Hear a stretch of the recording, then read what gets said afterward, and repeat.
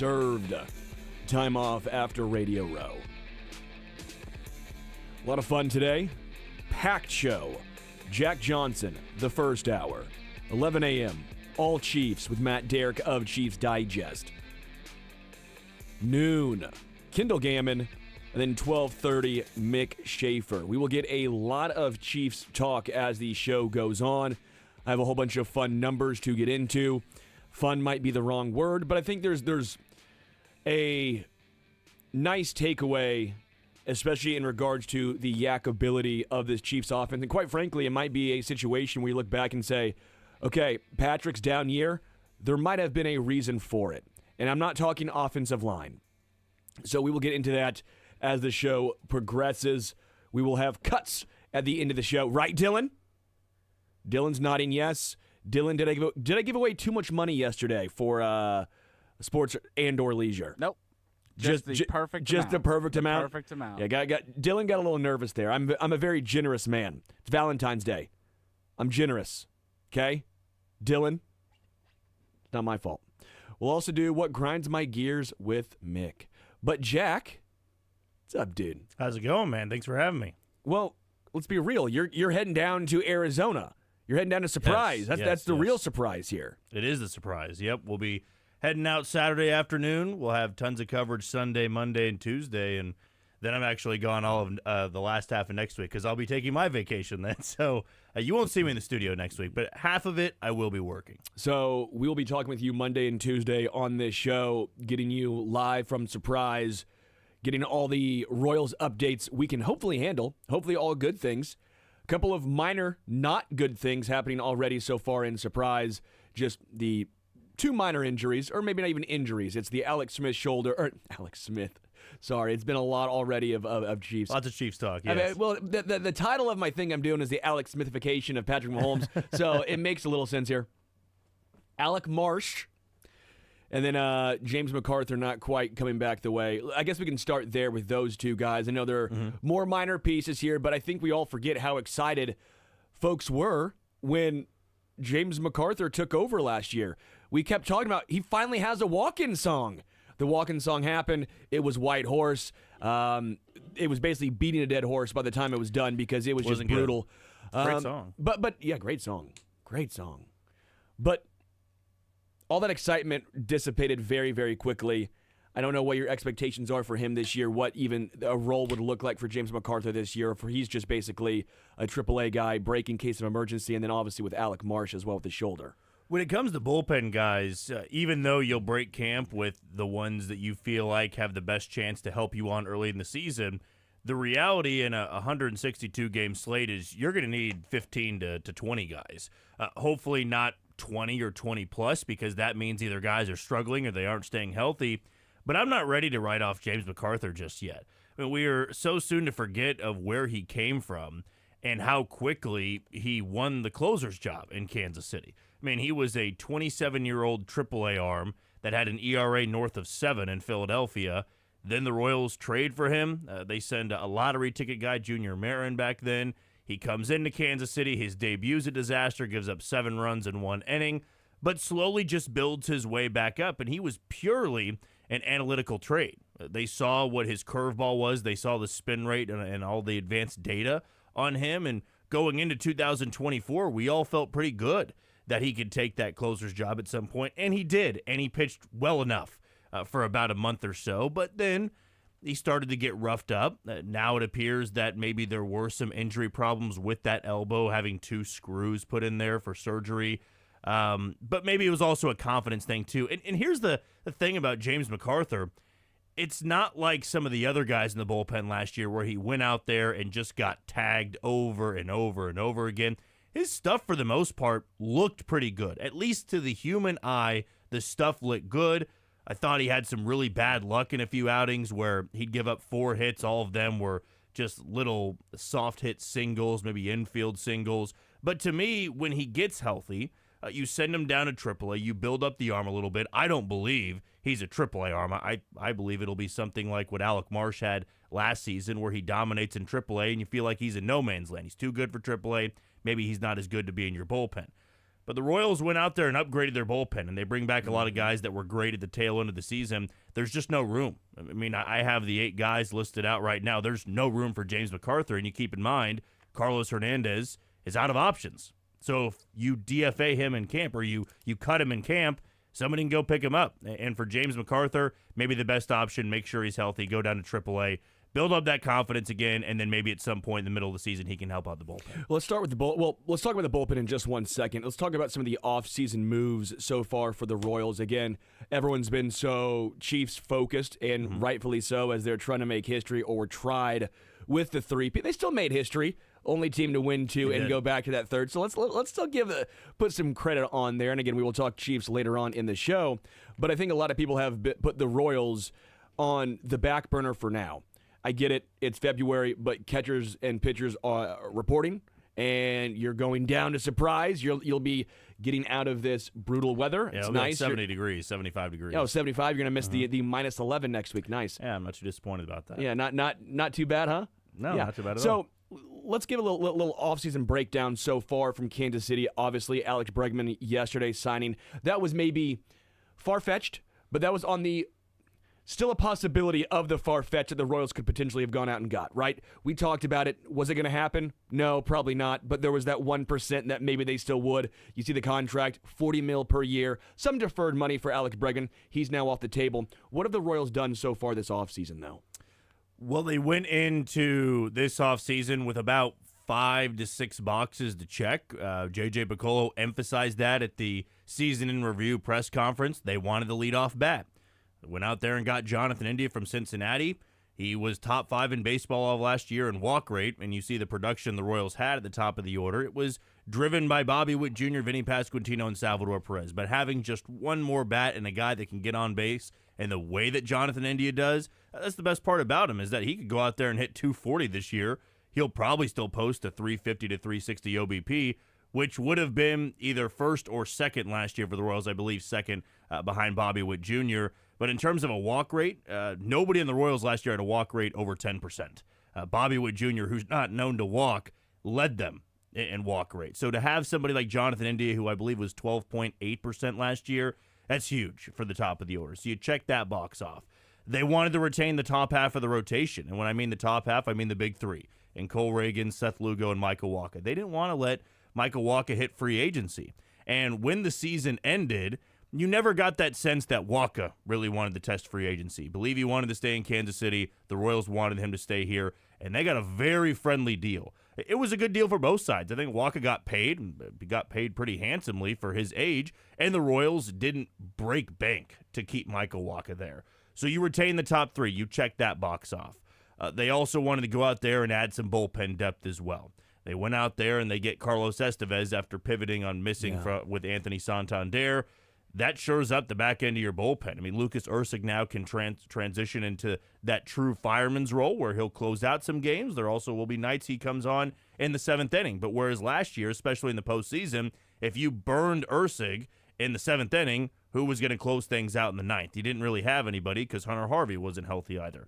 Now Hunter Harvey's healthy. So to have those back three, really, really a game changer for this team, because for probably 75% of the season, they didn't have a good bullpen. That bullpen didn't really lock things down until September and going into the postseason, which is fine. You're having your best month right before the playoffs, rather than in May. But I look back in Sterling. I imagine that if they had a bullpen like this in 2024 to begin the year, there would have been a much better chance they win the division. Because how many games did they cough up in April, May, and June? Because they didn't have a 7th, 8th, or 9th inning guy. And they banked on John Schreiber having a good night and James McArthur having a good night. So you go out there, you get the bullpen depth there. That was another box that was checked off. But unfortunately, the fourth box that everybody's going to be talking about is that middle-of-the-order bat. And unfortunately, we're so late into the offseason. We've already begun spring training. There's no other big-name free agents out there. So the guys that are left, they're not going to be that quote-unquote middle-of-the-order bat.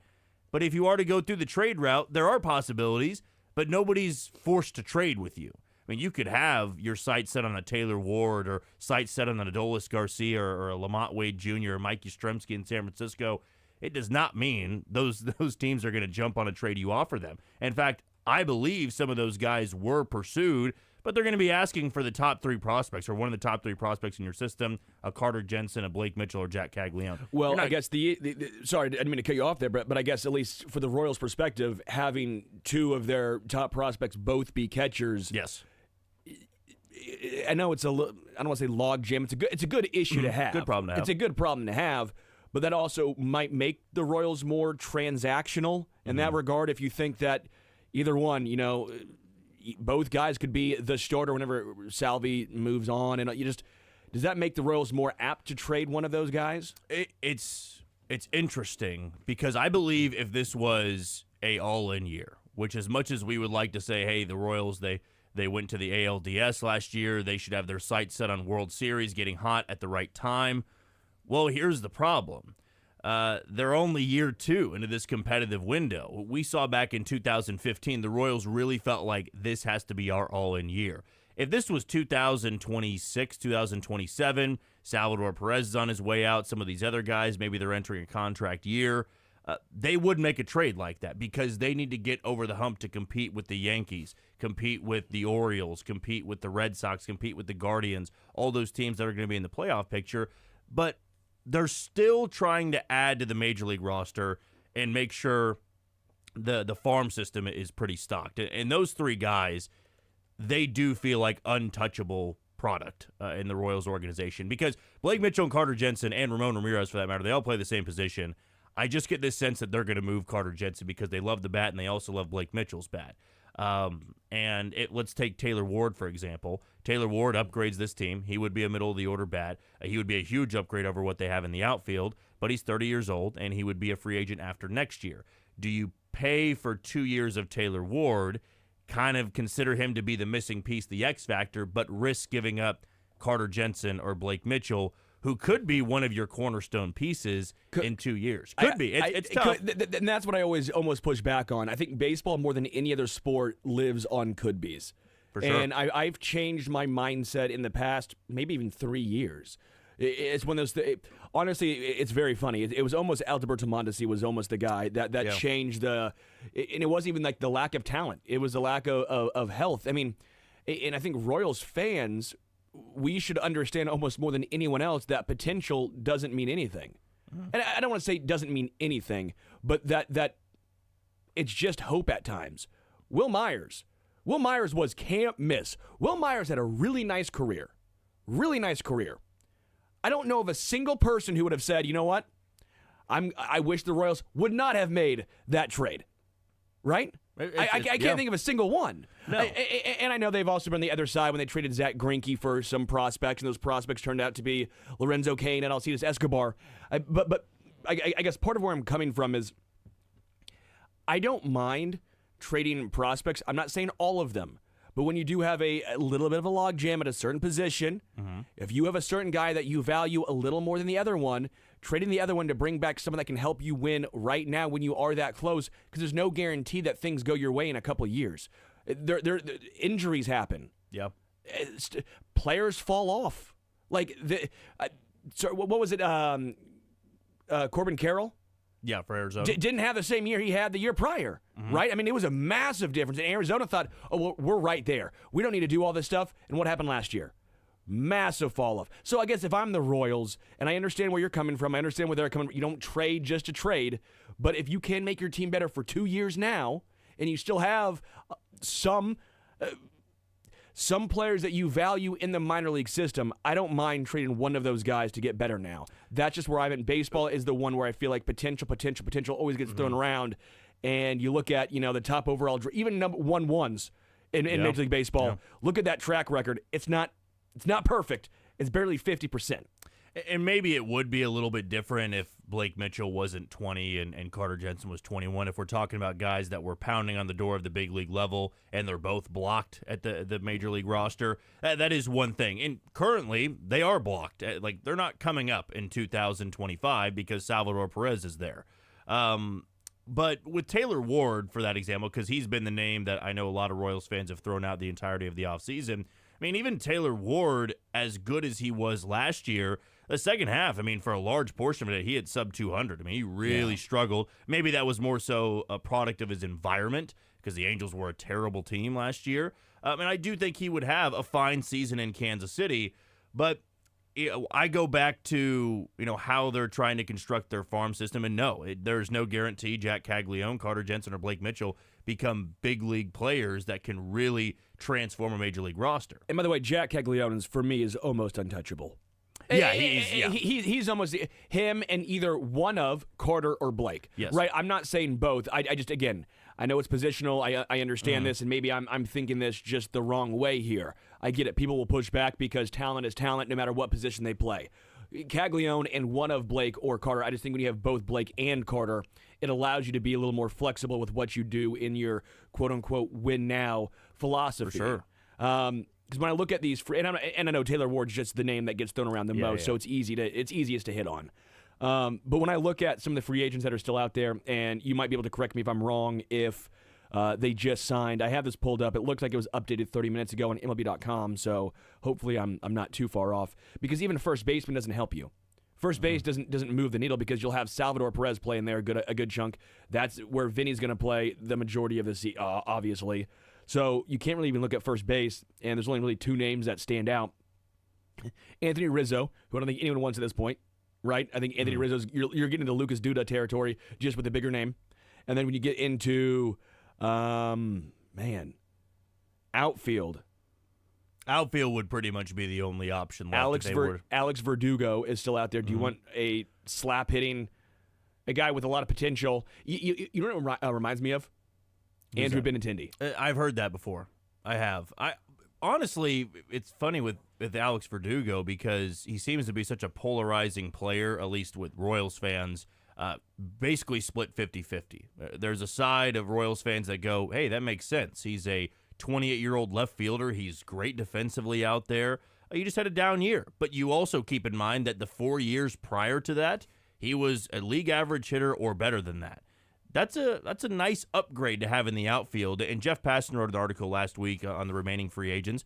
He said that Alex Verdugo is no longer an everyday player, and if you're looking to pay Alex Verdugo maybe $5 million to be a platoon guy with Hunter Renfroe out there, a split time with MJ Melendez, it's not the worst thing in the world. But also there's the other 50% where people really don't like him because of his personality. Sure, he's been pulled in games before for lack of hustle. But for a purely bounce back option. When I'm looking at the guys left in free agency, especially outfield bats, a 28-year-old is going to have a better chance to bounce back than a 35, 36-year-old. The other two options I would bring up are Adam Duvall and Mark Canha. Mark Canha, the Royals were interested in last offseason. He has very great splits when facing righties and lefties, more so on the lefty side, of course. No more power, though, whatsoever. And he's 36. Yeah. So a 36-year-old platooning in left field with Melendez, maybe that's fine. Maybe it gives you some depth. But if you're looking for somebody to give you 130, 140 games, have a better chance to bounce back, I would not be opposed to an Alex Verdugo deal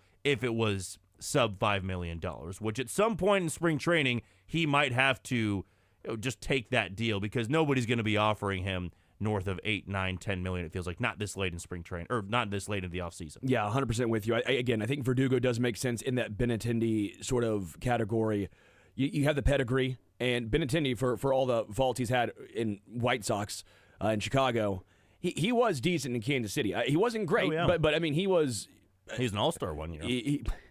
He was an all-star one year. He was a good piece here, a fine piece here in Kansas City, especially when you're not counting on him to be the guy, just be a guy, right? You're not...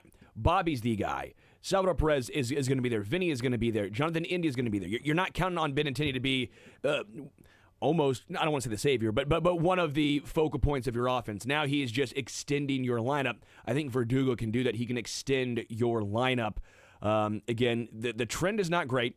I know the past 4 years you mentioned, 2020 was his best season, of course, the COVID year, which a lot of guys, either smaller sample size. But 2021 was a great year for him. 22, you start to see a little bit of a downturn. 23, final year in Boston. Again, when I say a downturn, it's not a bad thing. His OPS was still 745, right? That's still slightly above league average hitter, okay? But then last year was, again, the downturn really spiraled into that 647 in Yankee Stadium. So the difference is he doesn't have a lot of power. We know that. He hit 13 home runs in 621 at-bats in New York. They're not great. Mm-hmm. He's not hitting that in KC. He's going to be about an 8 or 9 home run guy, but he's going to get a lot of doubles. He gets a lot of singles. OPS still decent for his batting average overall. I mean, on base percentage still decent overall. Does take some walks. Again, Verdugo's the guy I'm probably looking at. The other name I looked at, which is just hilarious, not going to happen because there's no way for it to work. JD Martinez. Yes. Because he's DH only. Mm-hmm. That makes your roster real tight, real quick. But JD Martinez, if you didn't have Hunter Renfroe on this team, I think you might take a look. But last year was a little bit of a struggle for JD. Well, it's funny with JD Martinez. There is an option in which you could squint and see him on the roster because as of right now, at least the opening day roster that I have, the starting lineup projection, Michael Massey's the DH. That's who I have at DH right now. So JD Martinez coming in, being the DH, it would force out one of the outfielders because you're not going to put Michael Massey on the bench. Jonathan India is going to be at second base, in my opinion. And then you move Massey out to left field. All right, then MJ Melendez isn't starting there. I think for a lot of Royals fans, they'd be all right with that if it meant JD Martinez turned in a year like he had last year. But there is a world in which it could happen because the Royals don't have a set DH. Sure. It does get complicated when Salvador Perez DHs. You're not going to play JD Martinez in the field, and I'd imagine JD Martinez wants to go somewhere where he's surrounded by a loaded lineup like the Mets had last year. So he's holding out hope for that is my best guess. But who's still available? I mean, I'm not going to put it past them because they've also targeted some guys that I was not sure whatsoever they were going to target. The Anthony Santander approach floored me. Well, I want to get into that one specifically. Okay. So let's take a break because I do want to get into Santander as well as what does that mean monetarily speaking if they're willing to go after a guy like that. So we'll take a break. More Royals talk. The Zone, Sports Radio 810 WHB.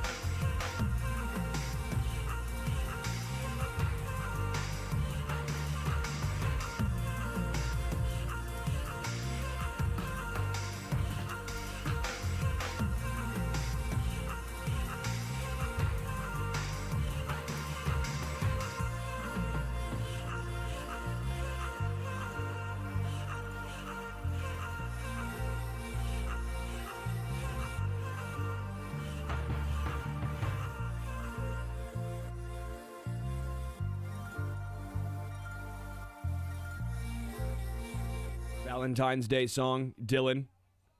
I'm trying to get close with the classic rock, so I appreciate you noticing. Oh, of course I notice it, baby. For podcast listeners, it's Girl You Really Got Me Now by Van Halen. Great cover. Do you know the original? I feel like this was a leisure question. It has been before, yes. Isn't this Ozzy Osbourne's group? Jack! I'm going to have an aneurysm. Jack! No chance you just said Van Halen is Ozzy Osbourne's No. group. I thought you said the cover. You said the original. Like, yeah, the original. No, it's not Ozzy Osbourne's group. It is what British. is it? The Kinks. Yeah, so, wait, who? They sound just like, they have some sound of Ozzy Osbourne, I feel like. Oh, I know he's not in Van Halen. you I've seen serious? Van Halen in concert. Are you thinking Black Sabbath? No. Probably. I don't know what I'm thinking of then. I feel dumber for having this conversation. Everyone in the room is now dumber. I Yeah. award you no points. No, I've seen Van Halen in concert. I actually really liked him. They're great. I knew Ozzy Osbourne wasn't a part of Van Halen, but I would hope so. Sammy Hagar's The Kinks. probably version of. okay. Instead of David Lee Roth. More than likely. Yeah. All right, let's get back into it because we're not doing that because that pained me to my soul. Happy Valentine's Day, everyone. I love you, listeners. All right, back to the Royals. You and I had an interesting conversation, and we can talk about that actually in just a moment. I do want to hit on the Anthony Santander potential, the rumbling, the rumor there, because that was a lot larger contract, which means, one, the Royals are being aggressive in a different way because he's not a great defender. No. Not horrible, but that's not typically a guy the Royals go after. So one, that shows the Royals trying to maybe adjust and do something a little different than what they have done in the past, especially different than the Dayton Moore era Royals. And then two, that means there's more money on the table because then they went and got Carlos Estevez, but that's a lot different contract than what the Anthony Santander contract was going to be. So that to me would lead me to believe there's at least a little bit of money that is still able to be spent by Kansas City. Now, I know the free agent situation is a little different now, but still, that means there's money available.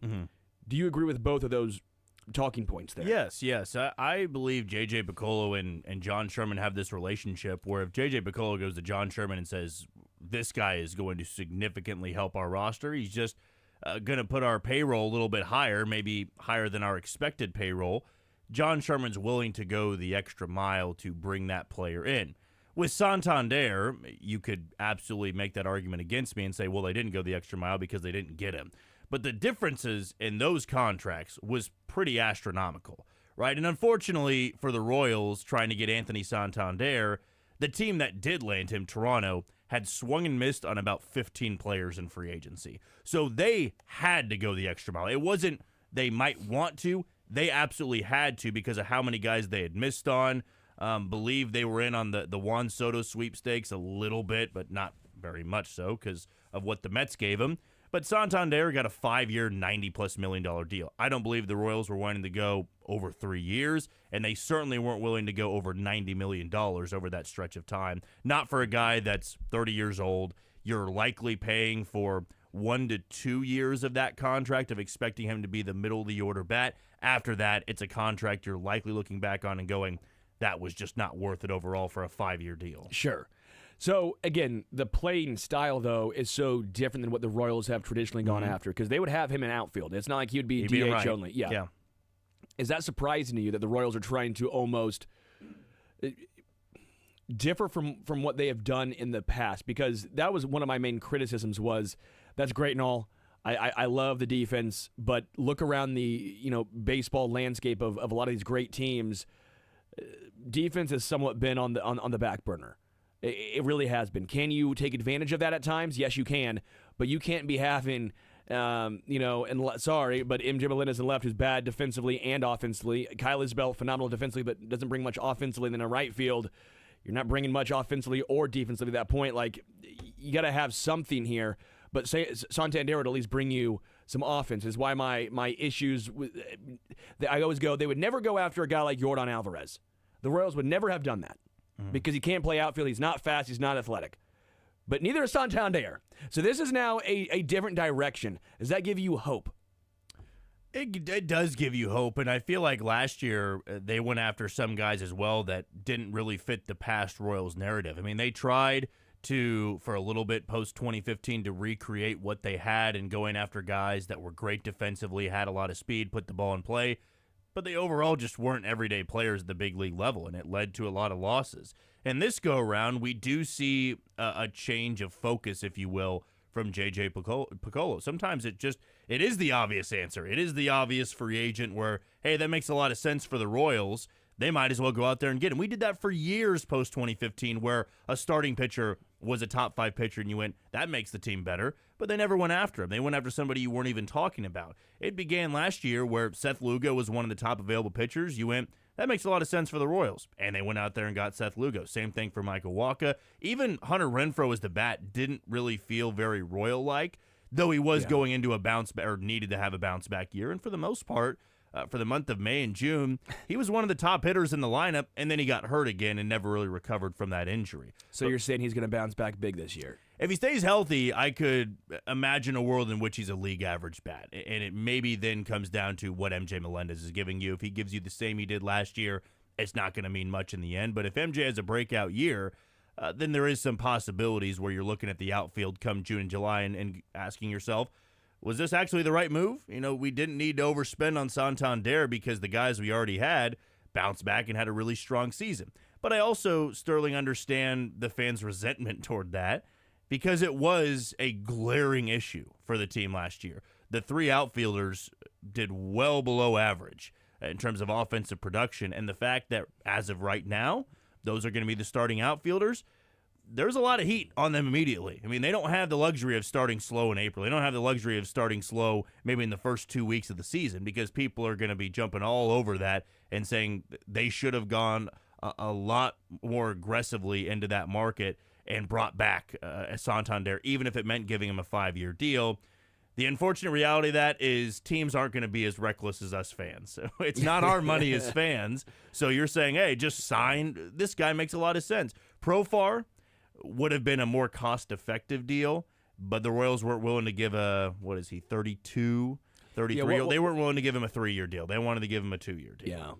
But, you know, it's an ongoing thing. I feel like this outfield problem really won't be resolved before the start of the regular season.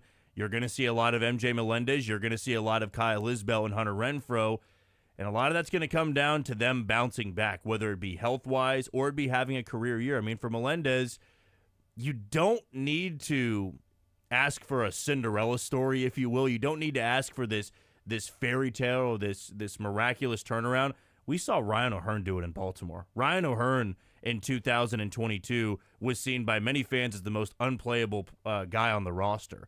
And then he goes to Baltimore in 2023 and immediately figures it out. Sometimes it's a quick change here and there, which Melendez has done with his stance going into camp, and you tap into something. Because everybody, even national reporters out there, look at Melendez and say, it's there. There is potential. I know it's not everything in baseball, but it's not one of those things where you go, I have no idea why they continuously run that guy out there. His swing change is pretty drastic for folks listening right now. I saw that, and it's a lot less movement.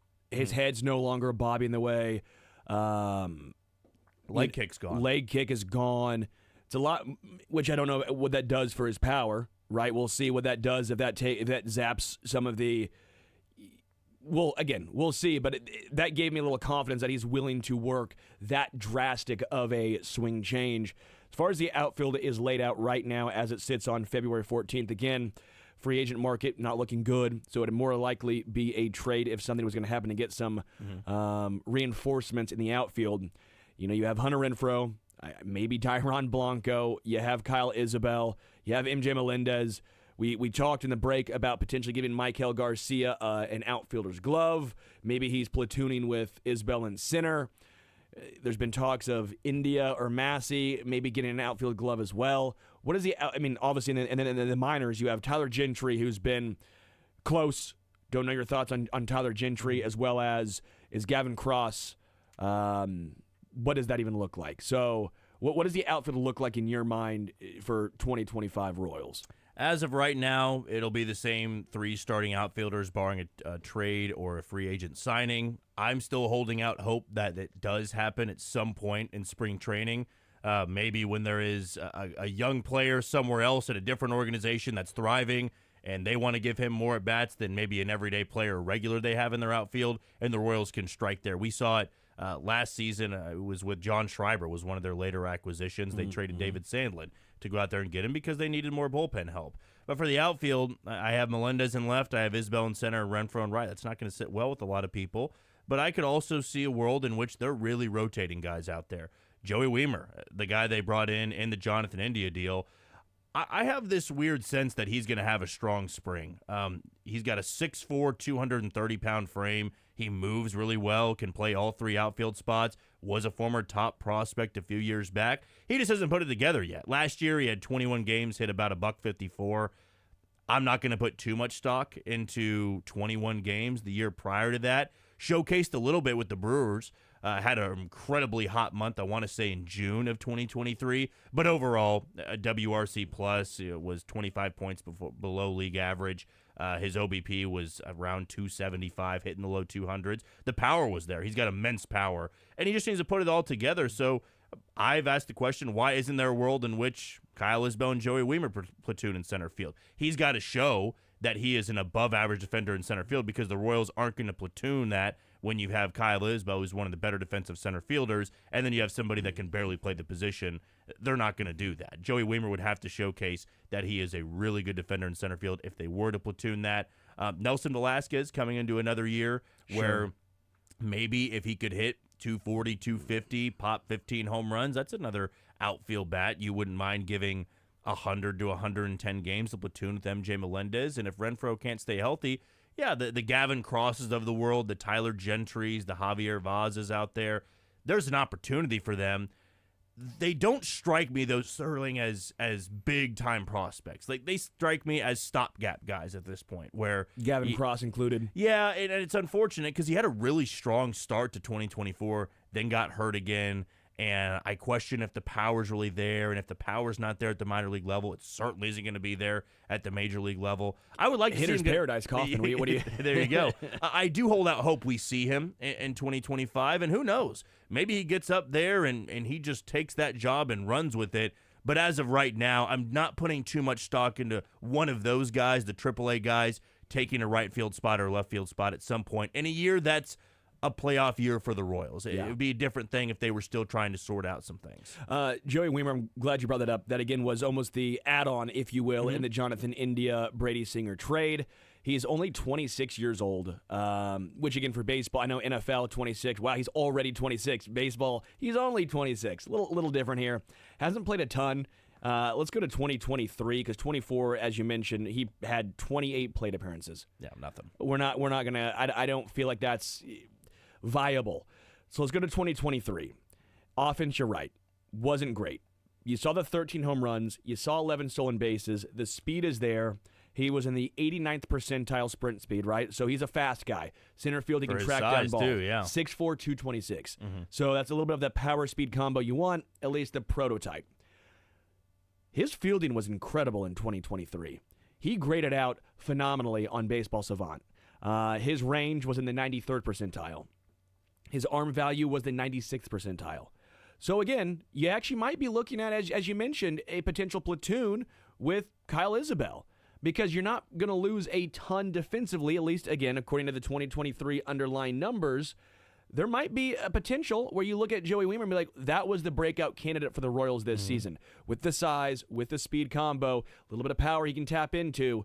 I'm glad you brought him up, because when that trade happened, that was a name that I was like, I could see why the Royals wanted to go after this guy. I'll go one step further. I don't believe the Royals pulled the trigger on that trade if they don't get Joey Wiemer. If it was just straight up Jonathan India for Brady Singer, I don't believe they do that deal. I think they wanted that extra outfielder there, somebody they have obviously had their eyes on to bring into this organization. And he's got a position battle to win. I mean, it might come down to him and Dairon Blanco, or him and Nelson Velasquez. But the fact that he plays defense, they're willing to take the guy who can play really good defense, and then we'll see if the bat can come around once again. But the tools are there. He reminds me a lot swing-wise, which, again, this is not going to sit well with Royals fans.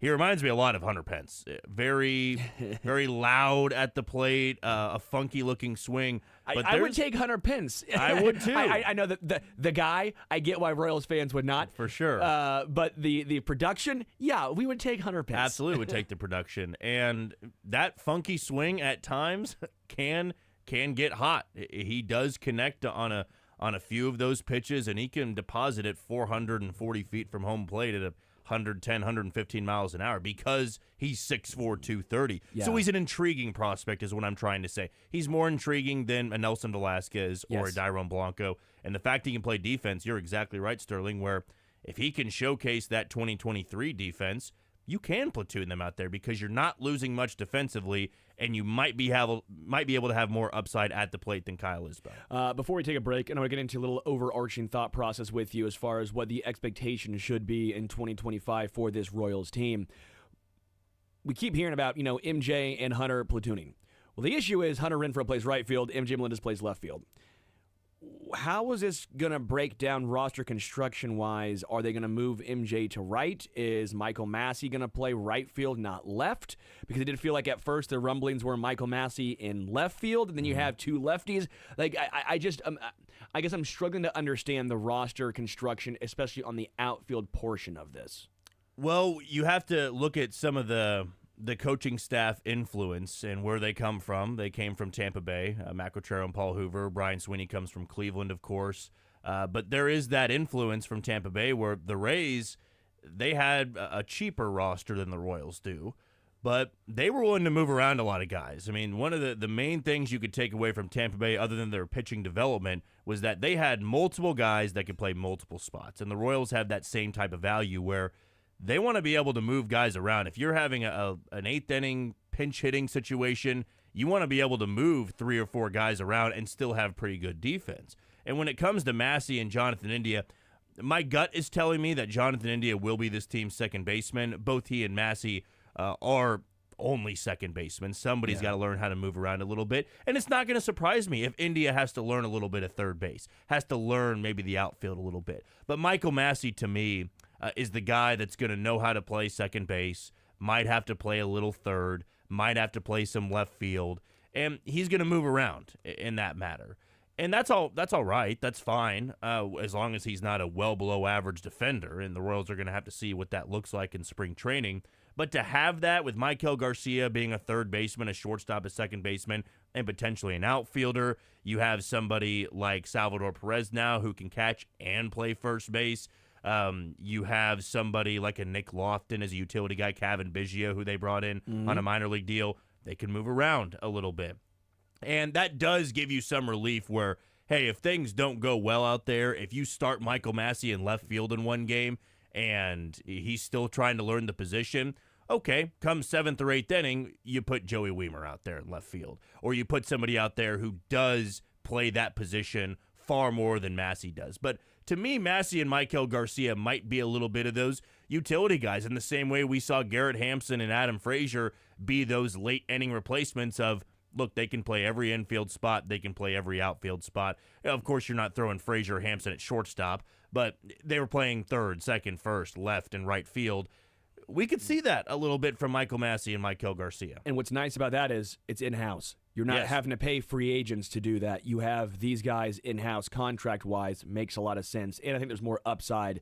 If you're going to say Massey's Frazier, a lot more upside there. And I do think that there's a lot more upside with Maikel Garcia than Garrett Hampson. I think that's a really good comparison as far as your utility players they've improved. You already got them, yeah. I mean, Massey, again, just even what he did last year, 743 OPS.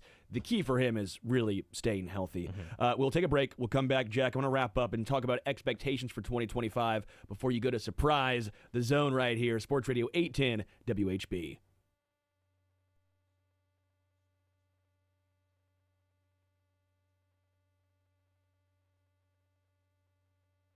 Jason Anderson from my friends over at Heartland Men's Health. And look, if you were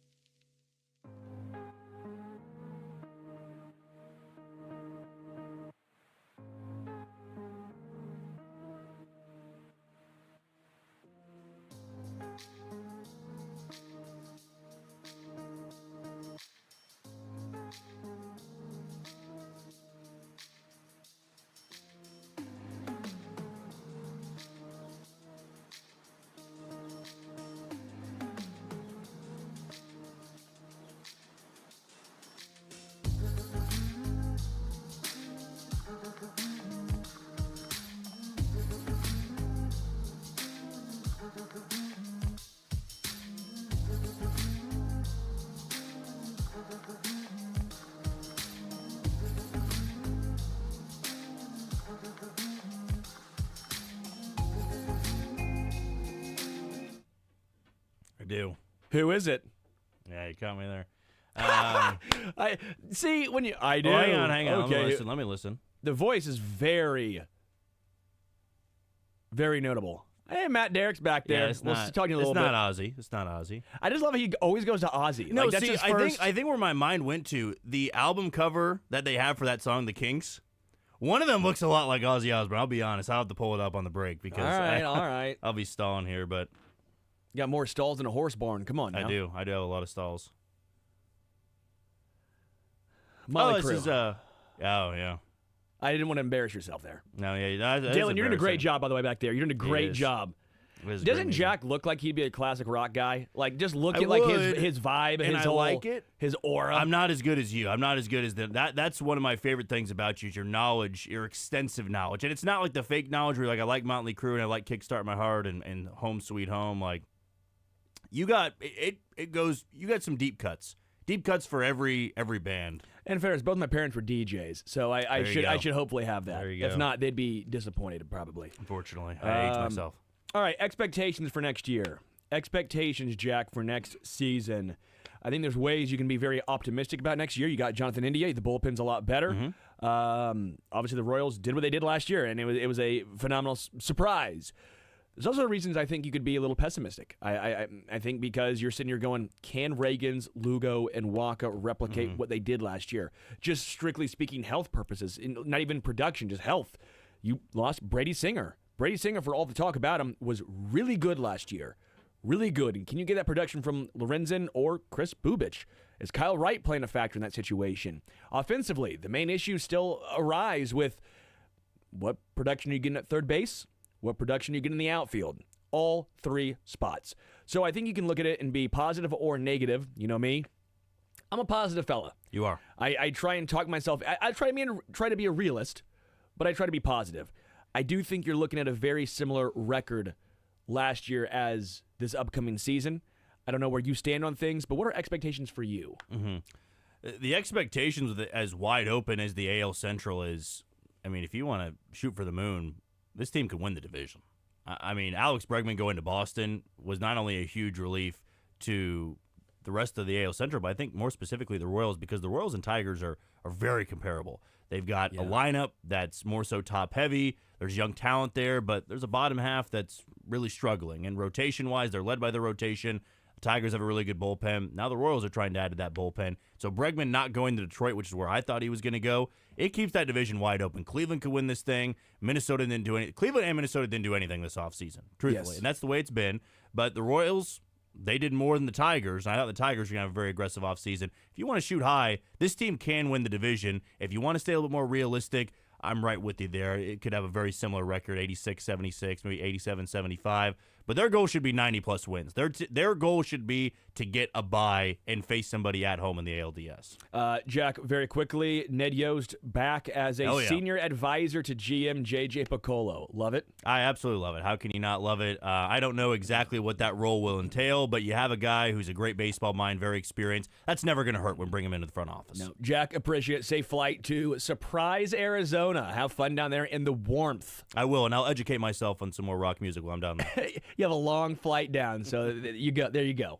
Jack, appreciate it. We'll bring Matt Derrick of Chiefs Digest. He's coming up next.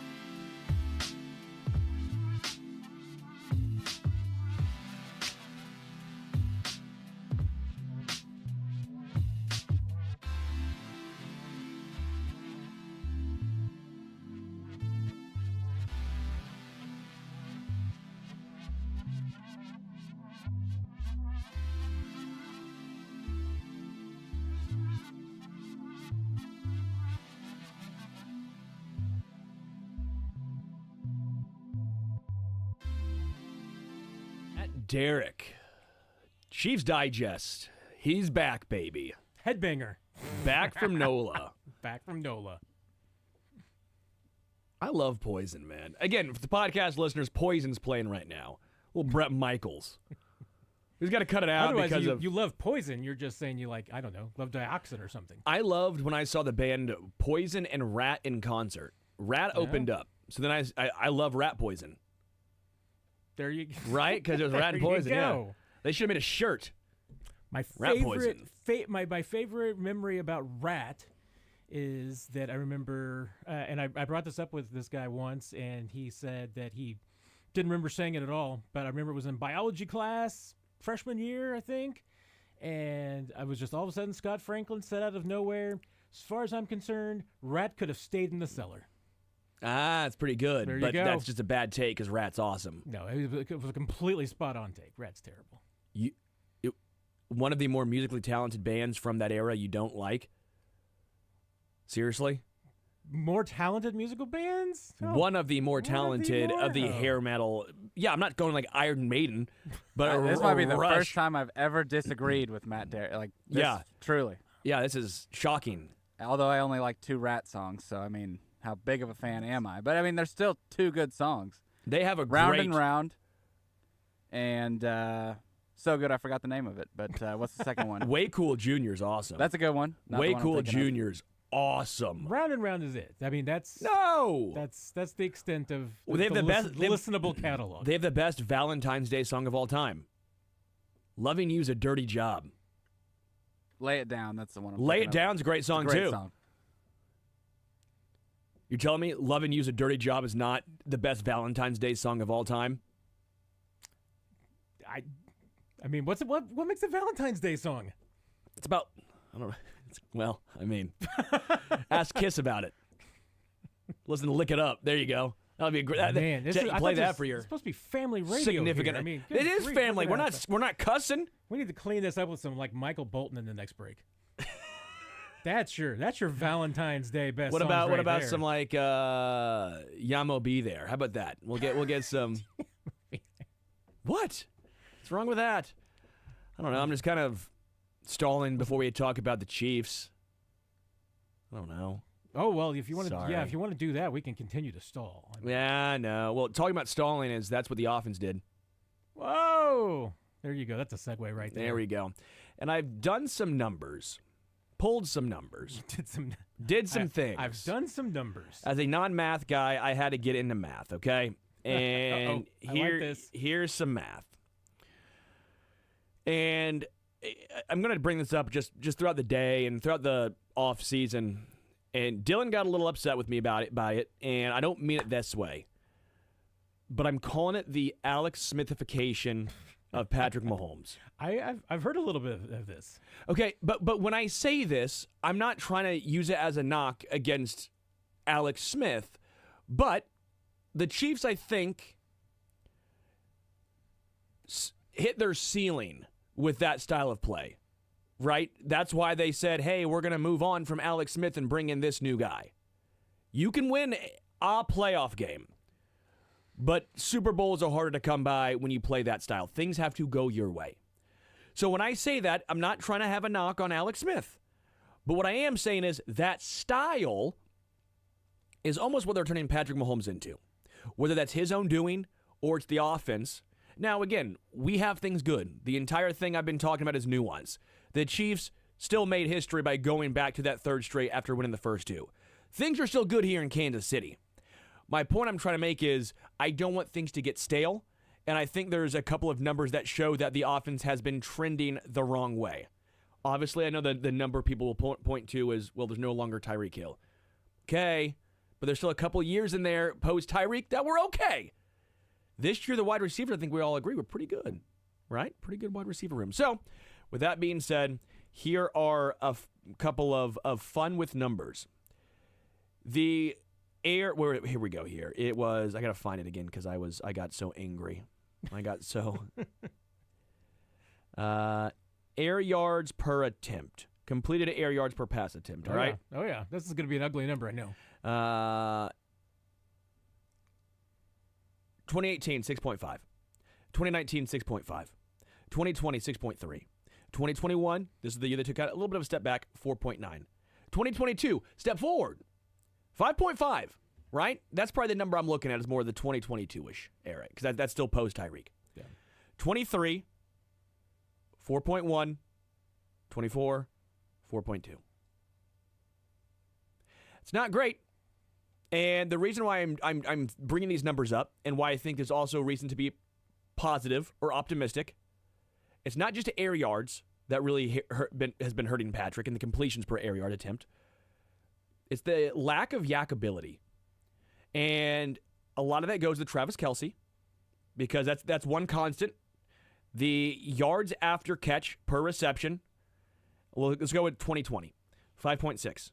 21, 6.1. 22, 5.9. 22 is the year that stands out for me as far as post-Tyreek, while offense still being very, very good. Best number one scoring offense in the league. And that's kind of my point here, because the point I'm trying to make is they can do it without Tyreek. Because I think everyone's initial reaction is, well, that's without Tyreek. No, because 2022 happened. We can have some nuance here. And then 23 for Travis Kelce went from 5.9 to 5 yards after catch per reception. What do you think this year was for Travis? Oh, wow. It's low. I mean, I would probably, I'll go like 3.2. 3.5. Never in his career has he had a 3 in front of it. Only once had he had a 4 in front of it, and that was 2019. I mean, just a massive drop-off. That was 307 yards from 22 to this year, drop-off in yards. So you add that to Patrick's numbers, he goes from, 3,900 yards this year? 4,200 yards right there. And I think the biggest one, that as good as the Chiefs wide receivers were overall, including Xavier Worthy, Matt, Rashee Rice was third in the NFL in yards after catch. Third. So last year in 2023. So last year, while the air yards went down, the reason why at times the offense didn't feel quite as stagnant, even with the lack of other wide receivers besides Rashee, he was making plays every time he caught the ball. He would turn 5 into 13. There was a massive difference last year. His average yards after catch per reception. You want to take a guess at what Rashee's was? Last year? Oh, gosh. Probably like 6, 7. 8.3. So again, for optimistic purposes, I'm saying you're getting back Rashee Rice. Travis Kelce, though, is no longer going to be the viable yak option. That much we've established. Even if he's back next year, that the yak ability is gone. His speed is diminishing. He's hit his peak. He can still catch the ball, 97 catches. But again, I think if you're trying to find a reason, because that's what I was trying to have some fun with numbers here. And when I mean fun, I mean be sad and try and wallow in my pity. But in the cellar, like Rat was. You could find some reasons why the offense should improve next year, while also trying to figure out why has the offense, I know the cover 2 high shell is going to be the number one pushback as well, why the air yards of Patrick has dwindled so drastically in I guess the last 2 years, and the Chiefs' offense is not built for yak right now, especially without Rashee Rice this season, because even Xavier Worthy isn't really a big yak guy. And I mean, that's to me, it's the interesting thing, because 2022 is, in retrospect, amazingly enough, it's your benchmark for what Patrick Mahomes can and should be without, say, Tyreek Hill and without a stud number one receiver. Because the Chiefs had Travis Kelce that year, and that was a peak Travis Kelce year. He was still in his peak range, so that's the one big difference. But, what else did that team have? Well, they had better play along the offensive line, particularly, I would say, at the tackle position. So that's an area where you would say, okay, that's something that you have to improve, because you have to improve the protection. You're going to improve the quarterback play. He had a better backfield, too. I mean, even though Isaiah Pacheco's still there, Isaiah Pacheco right now is not the same as Isaiah Pacheco as he was as a rookie. I mean, and certainly the injuries this year took that toll. So you did not have the same, even when Kareem came in, you did not have the same, effect of that run game. Jerick McKinnon was still, I guess you could probably put it as a peak year for Jerick McKinnon, because he was really good that year. But and Juju was still kind of maybe at the tail end of his peak, but now forget the age on Juju. I mean, it's the mileage. Sure. Juju is not. He's the name that he's always been, but he's not the receiver that he once was. I mean, it's pretty evident by that point. I mean, you just look at the numbers, look at him on the field. Juju's not the same guy he was 2 years ago. DeAndre Hopkins, great name, fabulous name, but asking a guy like that to come in mid-season and pick everything up, I mean, the one thing that really the Chiefs never talked about and everything is just how difficult that was for him. Because if you watched it closely, I mean, you can tell DeAndre, and this was manifested itself absolutely in some games. It happened on Sunday.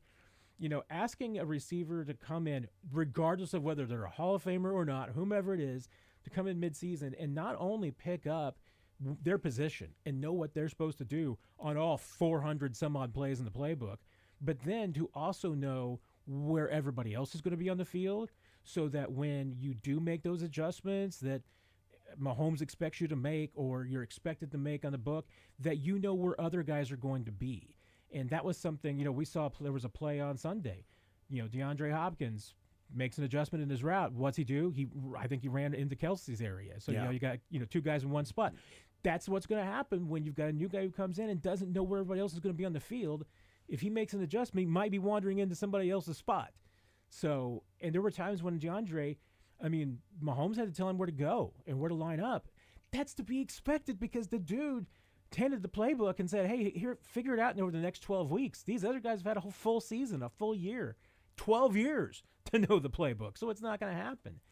So, I mean, to me, that's the biggest difference between 22 and 2024 is I don't think it's Mahomes. I'm not entirely sure it's coaching.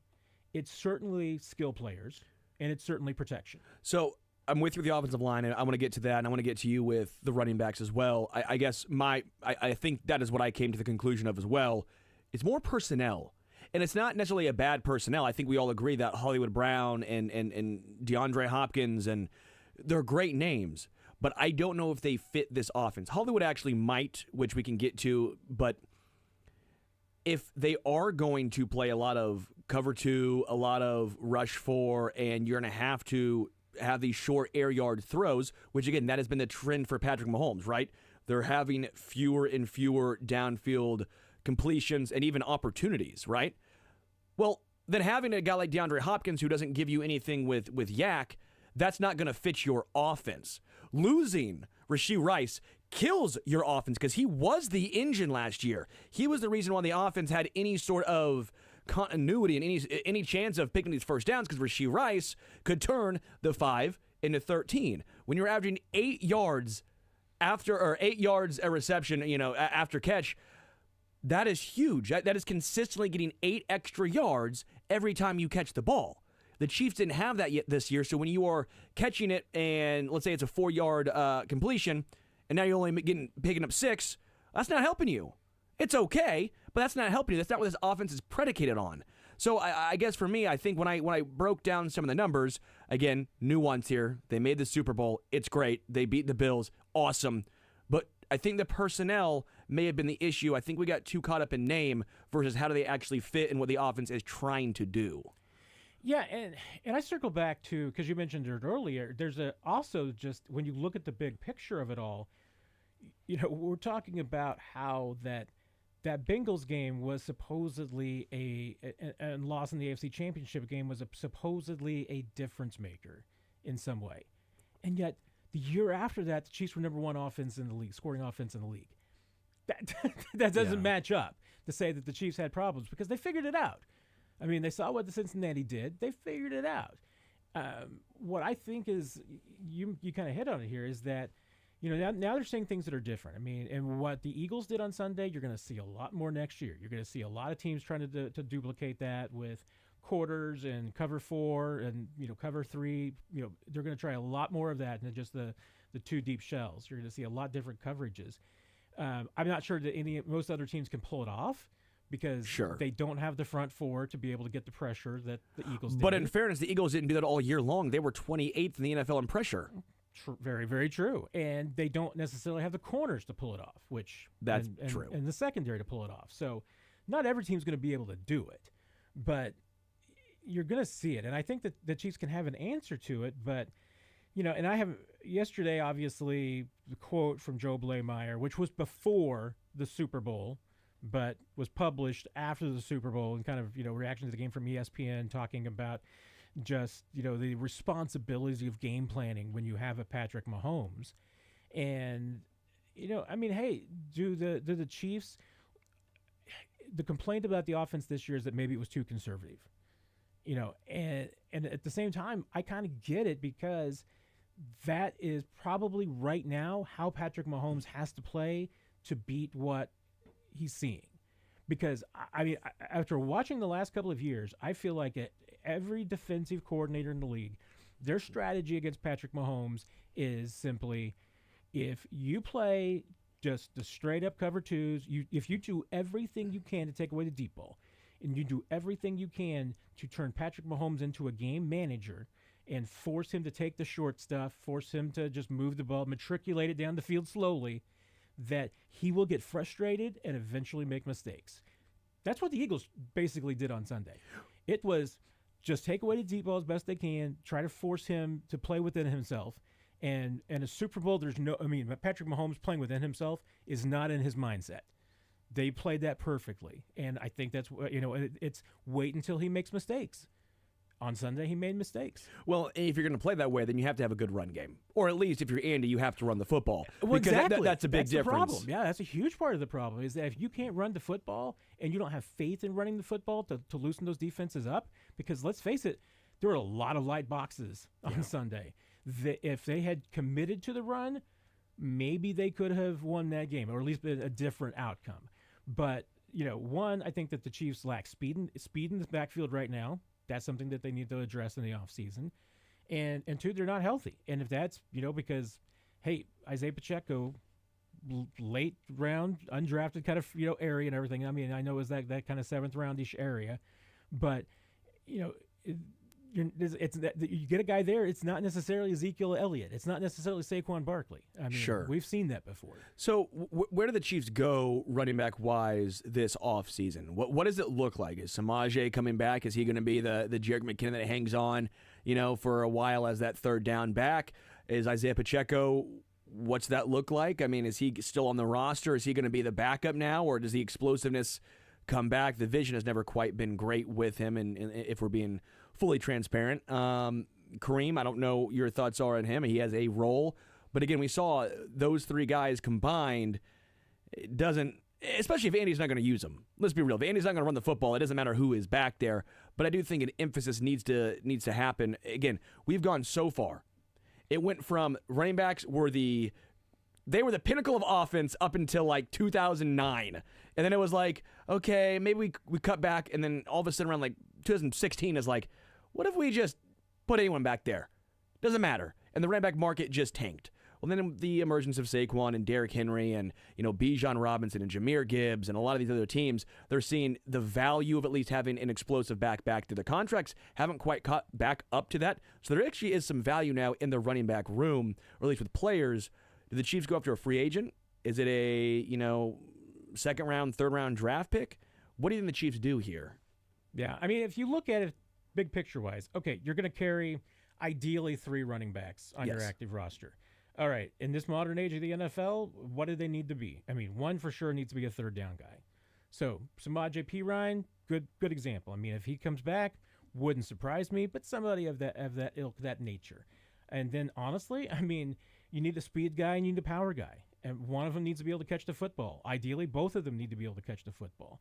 But if you don't have the two flavors, you're kind of lost. And I think we saw that with the Chiefs this year because they didn't have a speed guy. I mean, Kareem came in to replace Pacheco, but in many essence, they're the same guy. I mean, different styles for sure, and different sizes, and different makeup and everything, different strengths, different weaknesses, but they're both the same category.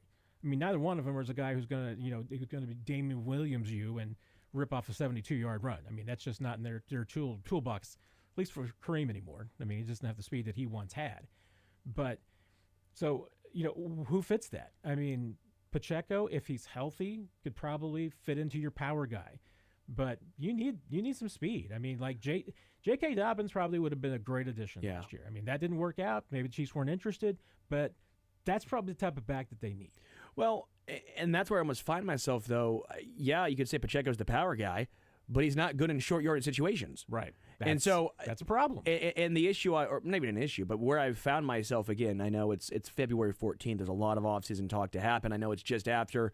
Don't want to be reactionary, but I almost have him on as the outside looking in guy, which I don't know if that's going to make sense contract-wise, because then you're going to have to do something with Kareem and you have to bring him back, and we'll see what it looks like. But if I'm talking strictly on field, I think I like Kareem as the short yardage guy, and then you bring in the explosive guy either through the draft, or if there's a cheaper guy in free agency. I haven't looked up the entire free agent market yet, but it almost has me with Pacheco on the outside looking in.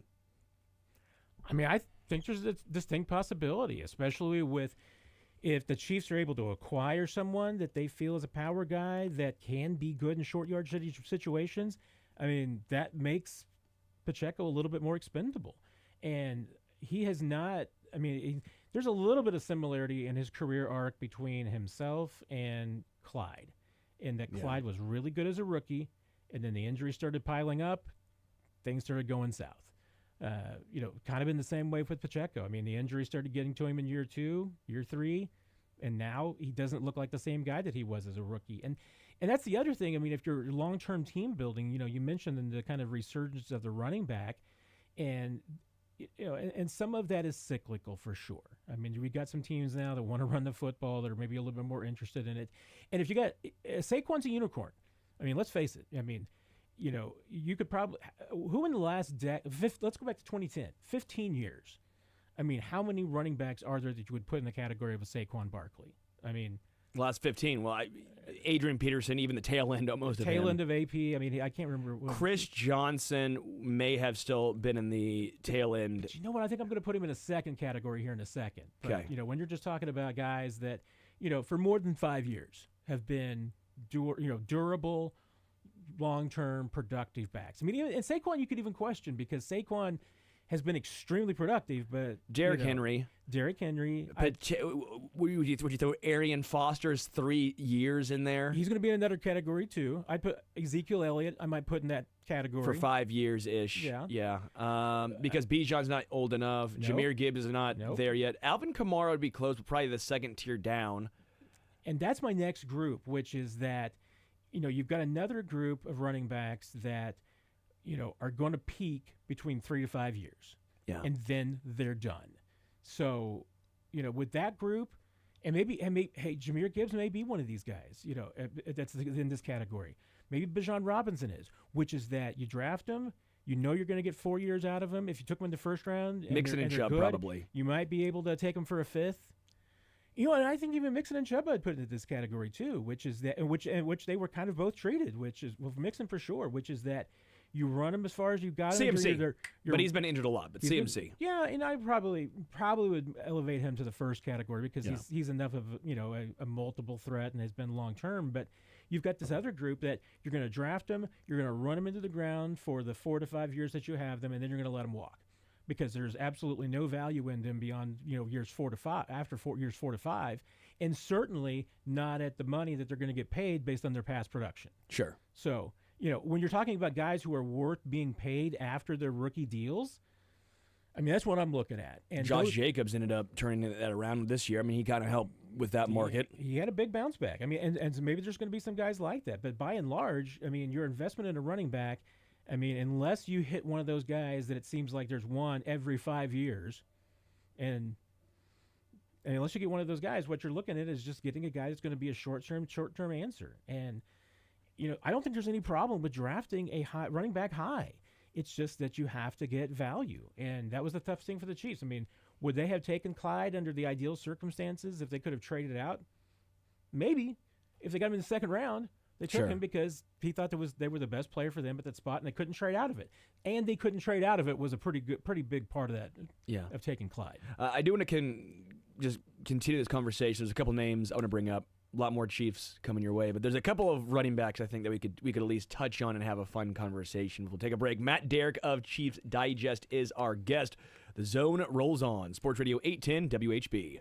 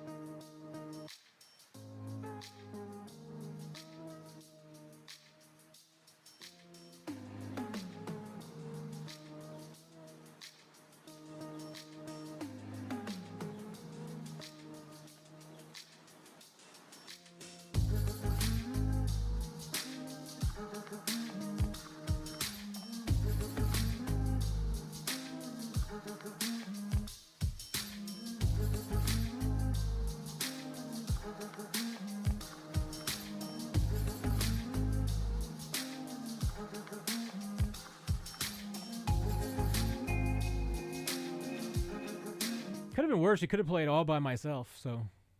All right, I do want to talk about the Chiefs locker room. You were there. I want to talk about the post game, all that stuff. Just very quickly putting a bow on the running back situation for KC. Free agents, for folks wondering: Aaron Jones, Najee Harris, A.J. Dillon. Who, by the way, I talked with him and Josh Jacobs down in New Orleans. Played a fun game with them. Do you know what A.J. Dillon's nickname is? The worst one he ever had, by the way. Ooh, the worst one? I have no idea. But what is it? The Dildozer. Oh, Jesus. The things you do when Jason's not here. I mean, this is What? This is why I'm the babysitter. I sent Dylan the whole clip. He can play the whole clip if he wants. We won't. Why? Thank you, Dylan. I love it because he says it, and Josh Jacobs and I just look at each other, and there's like a 3-second pause, and we're both like just crack up laughing. It was very funny. So you could get the Dildozer. Feels like there's a story behind that I do not need to know. Nick Chubb, Nope. Yeah, you didn't have a follow-up question for... Javonte Williams. No, I asked because originally, well, you got to play the clip, okay? It's 30 seconds. Let me find it. It might be lost forever. I tweeted it at you. Let's hope that's lost forever. J.K. Dobbins is a free agent. High chance. The point is, any of those names inspire. I think Aaron Jones is a name.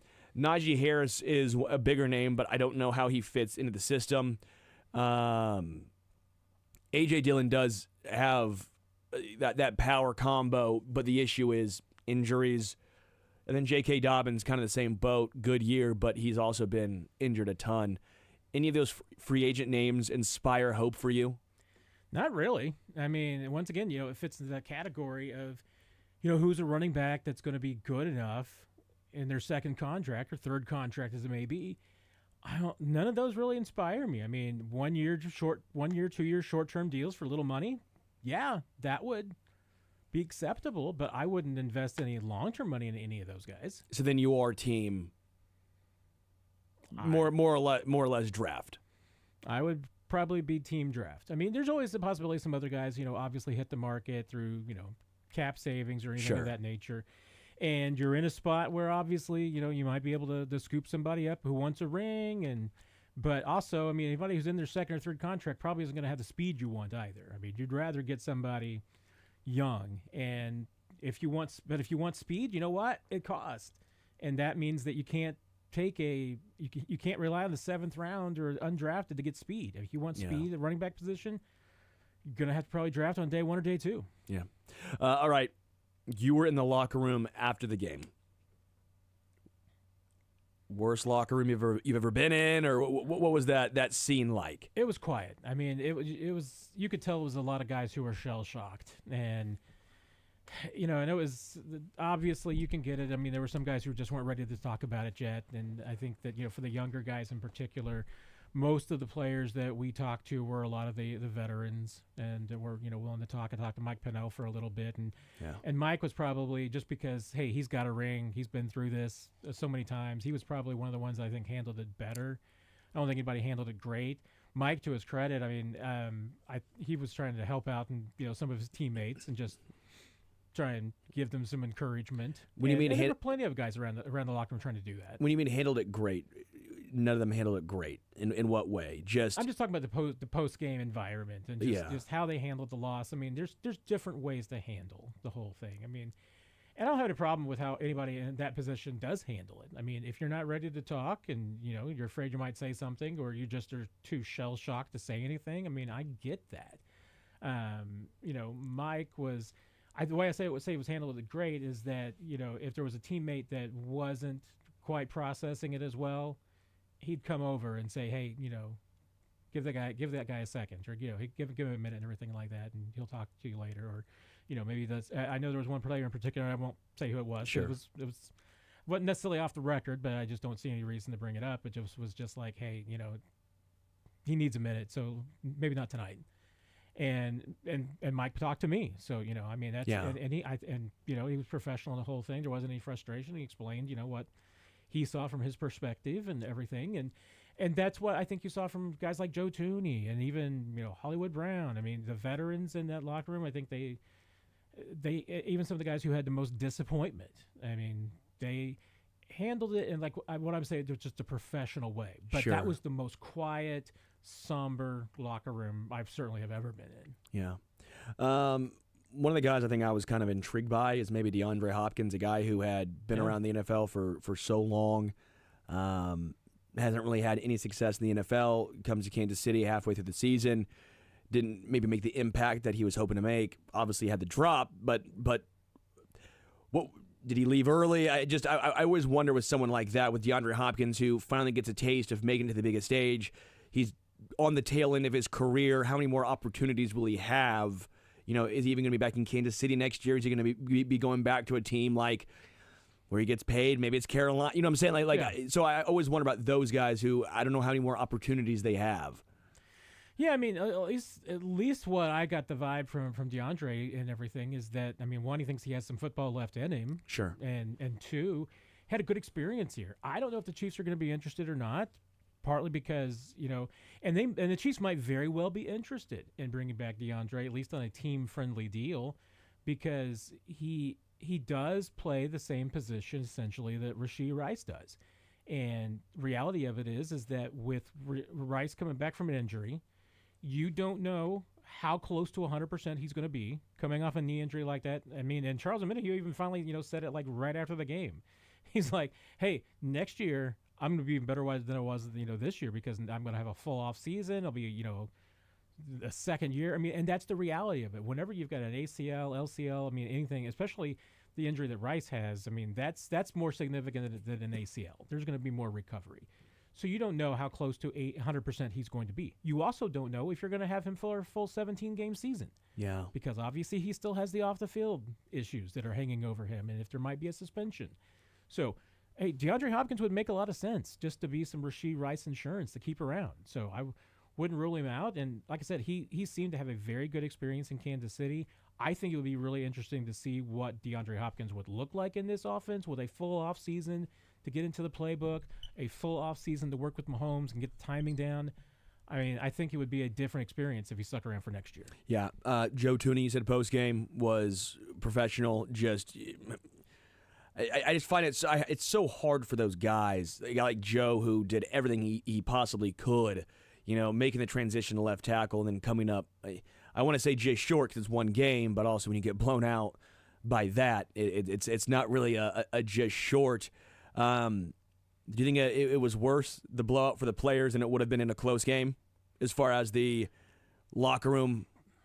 That's a good question because, you know, I mean, I think the last time that really saw this team, I mean, the few times that we've seen them in the non-COVID era of having any playoff losses, I mean, good grief. I mean, because even 21 was, you know, semi-COVID. I mean, those post-game press conferences were via Zoom, so we weren't in the locker room then.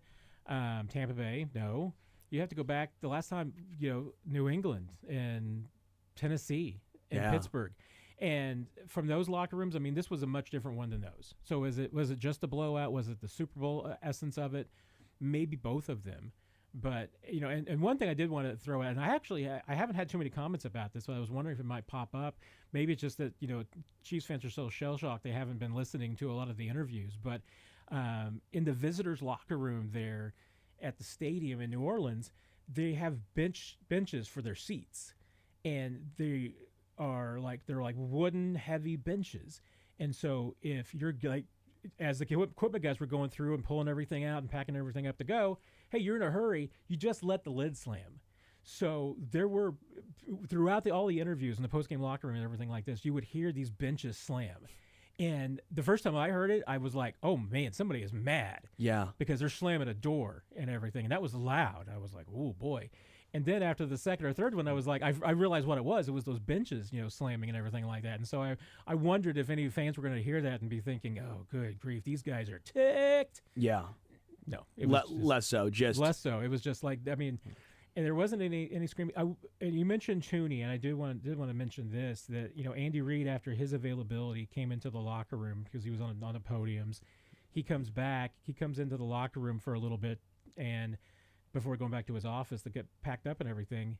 And the only player I saw him go up to was Joe Tooney, and went up to him and shook his hand and talked to him for a few minutes. I don't know what was said. Wasn't in the conversation. I can only speculate about what the conversation was. You can probably guess it. Some of the topics. I don't know. But I would have to imagine that amongst them was just simply, maybe the whole purpose of it was just to say, hey, Joe, you did something for us. Sorry we had to do that to you, but thank you. Yeah, that's what I would say to Joe. I mean, that was just one of the more Herculean efforts you will see. Eventually, it did not work out, clearly. The lack of change was shocking from the Chiefs. I would have thought they'd have gone to DJ Humphries or tried something different because clearly wasn't working. But again, for Joe Tooney, without him, the Chiefs would not have been in that situation. If he did not go to left tackle when he did, the Chiefs, I think we can all agree, would not have made it to the Super Bowl. So I know the lasting memory of the season is Joe Tooney not having a good game, but I think it takes nothing away from the Herculean ability he had to at least go out there and give the Chiefs an opportunity and a chance to make the Super Bowl. Yeah, and to me, the tough thing about him not having a good game was that he didn't have a good game because he was playing a position that he's not built for. I mean, he had a tough game because the Eagles, and the Bills did this too, but the Eagles did it much, much better. Okay, what is Joe Tooney's weakness? He's not long. So we're gonna line up wide, gonna go wide 9 on him. We're gonna get as far as outside so that when they do go after him, he can't reach out to them. He's not gonna be in position and not be into where he wants to be. So it is not gonna be able to get a hand on some guys. So hey, it's a perfect game plan. That's how you attack a guy with T-Rex arms at tackle. I mean, bless his heart, but he's got every other skill to play left tackle except for those T-Rex arms. It's just. I know you're not, but like if anyone ever said to me, "Bless his heart," but he has those T-Rex arms, I would be besides myself. But you're not wrong.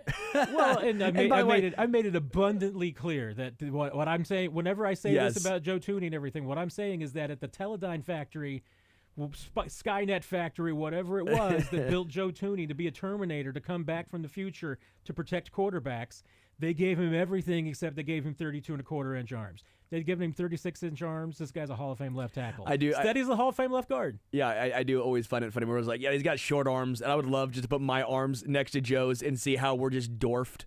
You know what I'm saying? Like, oh, that guy's slow. Look how slow he is. And then run a 40 next to him and get your ass whooped like that. I always think that'd be really fun. The pros versus Joes. You know what I'm saying? Just again, to put in perspective, I get it. I understand they're pros going against other pros. I just think it is those things always make me laugh a little bit. Just a little bit. Because I said the same thing the entire year. 32.25-inch arms, right? Compared to Wanye, who has 35.5 or something ridiculous. Yeah. I mean, I can say this because I've got 35, 36-inch arms. So do you seriously? That's the only thing I have on Joe Tooney. He has everything else on me, but So in the break, we're gonna have a game. We'll take a break. Come back. I do want to talk to you a little about the coaching staff of Kansas City and just get into a little bit. Again, the key is nuance here. So we'll take a break. All right. We'll finish up with Matt Derrick, The Zone, Sports Radio 810 WHB.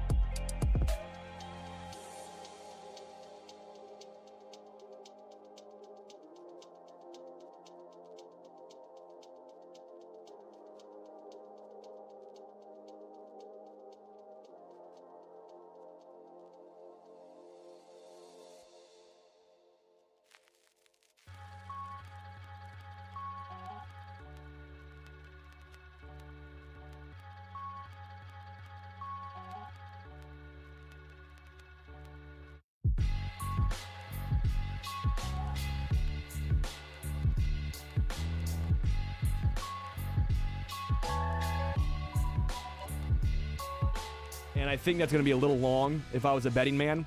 So we found out because Kendall Gammon walked in, and we had asked Kendall where do they measure him from. And he goes, well, this is where they measured me from in the combine. So we figured out Kendall has 33.38 inches arms. So what we're going to do next break is we're going to measure to see where 33.38 inches are, and then we know exactly where to measure our arms from. Because that makes sense. There you go. I'm just saying. That makes sense. No? Yeah, yes, it does. I just, we start talking about measuring things and I get a little nervous. Happy Valentine's Day. Yes. I'm disappointed that for the Twitch viewers and the YouTube viewers, everything like that, that you didn't get to see me with my only physical skill that I have, which is standing with my feet shoulder width. He did. And being able to palm my hands on the ground. It was very impressive. That is impressive. He would Matt with Derrick. my stomach being able to do that. I mean, that tells you the one thing I have. I have long arms. That's the only trait that I have. I was going to say flexibility, but long arms is it also. I will say, though, when I walked down the hall and I saw what was going on. We were like, me and Matt Derrick were like hugging. It was like stepbrothers. We were just like. I had more than a few questions. I mean, we won't get into the measurements, but I think I do have to point out the fact that, yes, when we stood wingspan, Sterling only came to my, mid-palm.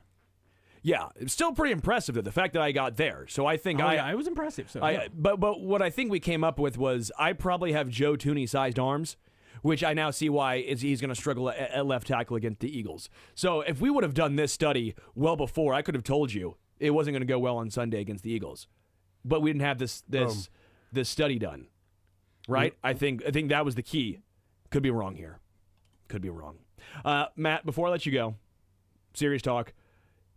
Do the Chiefs need to do anything on the coaching staff to switch things up? Because it does feel like at times it has gotten stale.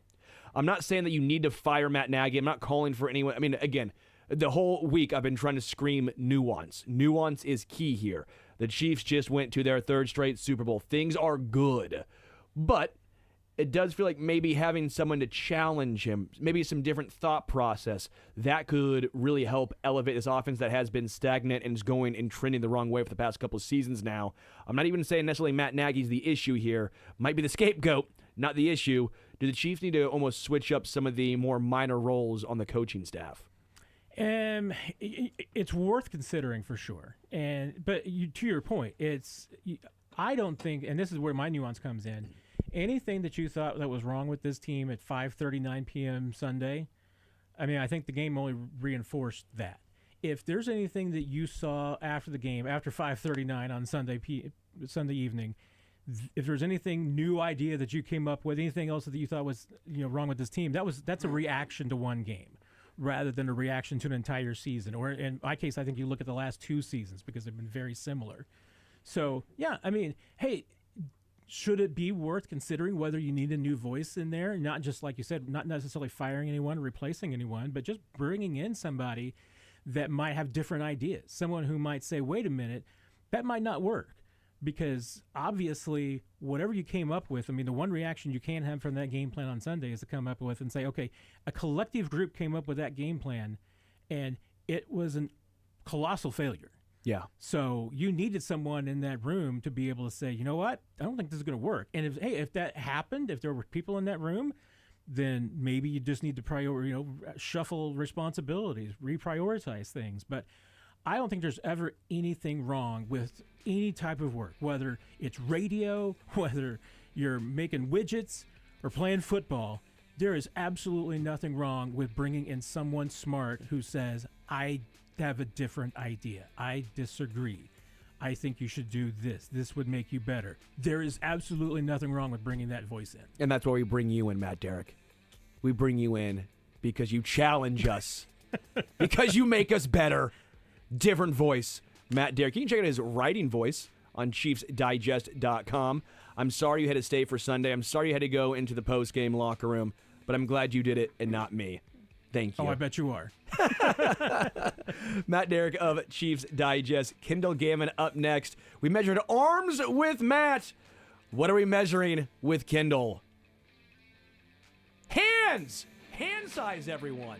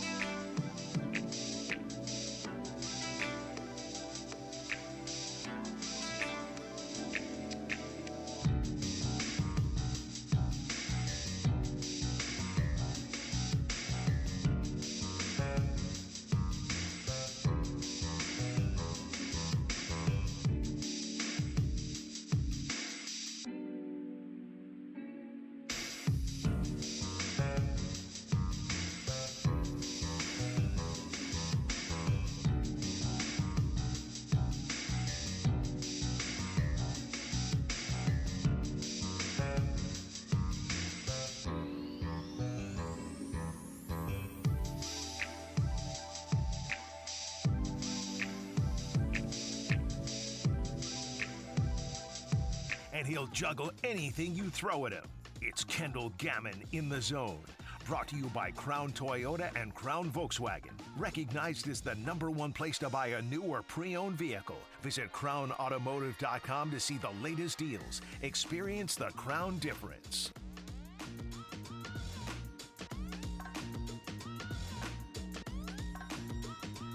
Welcome back to the Zone, Sports Radio 810 WHB. Sterling Holmes, Dylan Michaels, no Jason Anderson, but we have one better. There. Kendall Gammon. We spent all break measuring stuff. I just, I have questions. I have so many questions. Well, Off air. I don't even want to play that game anymore. I have 9-inch hands. Matt Derrick has 9-inch hands. Kendall has 10-inch hands. We measured. Dylan has 32-inch arms. Joe Tooney, right? He's Joe Tooney. Look at that. So there you go. So Dylan, sorry, you can no longer He's play a left picture of tackle. Joe Tooney. You can no longer play left tackle. So my name is out of the running for next training camp, There we go. unfortunately. so. Unfortunately, he's already out. At least I don't have there to you eat as go. much as I thought I was going to have to this summer. to I've put been on the weight. meaning to bring this the whole year, and I haven't. So, and I got one for you too, Dylan. But that's Oh, one of my awesome. books. Oh, hell yeah. Yeah. Oh. So, looking there, I- there'll be a few names you recognize. I love when Kendall comes because he brings books. I'll bring prizes. No, Dylan.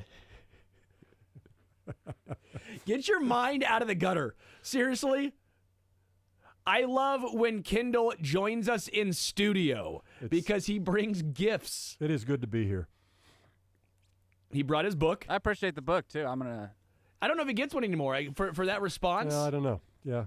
I mean, seriously. And of course, our sponsor is Crown Automotive, Crown Toyota, Crown Volkswagen. And actually, I just thought about this is doing a book signing, not me, but just a group of authors over at Crown Automotive, I think on May 5th from 10:30 to 1 over in Lawrence, Kansas. So, You've not signed this Miles yet. Schneider, I have not. I devalue things I sign. You're going to sign this for Dylan and myself before we leave. Okay, actually. You know, it's interesting. When I got a Pro Bowl in my 14th year or whatever it was, I remember I took my signature price up to $5 and figured, okay, that's really all I can afford to pay people to take my signature. But it's been good.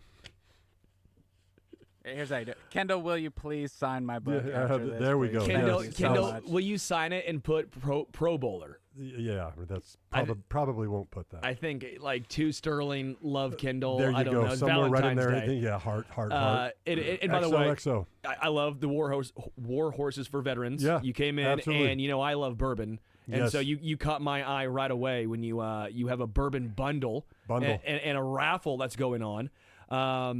May 3rd. May 3rd, the Kentucky Derby. That's when it'll be announced. We have the Derby Party. It is our big fundraiser every year out at War Horses for Veterans. Of course, we work with veterans and first responders, but just a great thing. If you have more interest, go to whfv.org and do what you do. And these are huge. These are winner 1, 6 Pappy Van Winkle family lineup bottles. Yeah, the whole set. Winner 2, Weller full lineup, 6 Yes. bottles. Mm-hmm. Winner 3, bourbon bundle with great stuff. You got Blanton's, you got Eagle Rare, you have a Weller, you got Buffalo Trace, you have E.H. Taylor, which is just chef's kiss. There you go. You got a lot of great stuff in there. Nice, yeah. And one more time, where do people go? They go to whfv.org, and that's for that, but also that's for any vets and first responders who maybe want to look into what we do, or if you want to support anything, just go there, take a look. I will be buying It's a a, good thing. raffle ticket guaranteed. That's outstanding. That's a Sterling stamp. There you go. Boom. Since Jason's gone, we're trying new things, and I think Okay. I think Sterling stamp is an. Dylan, again, stop. Why? Dylan's just negativity and. Well, you say we're trying new things. I said a lot of new things. This is one of them. That was what I muttered back Yes.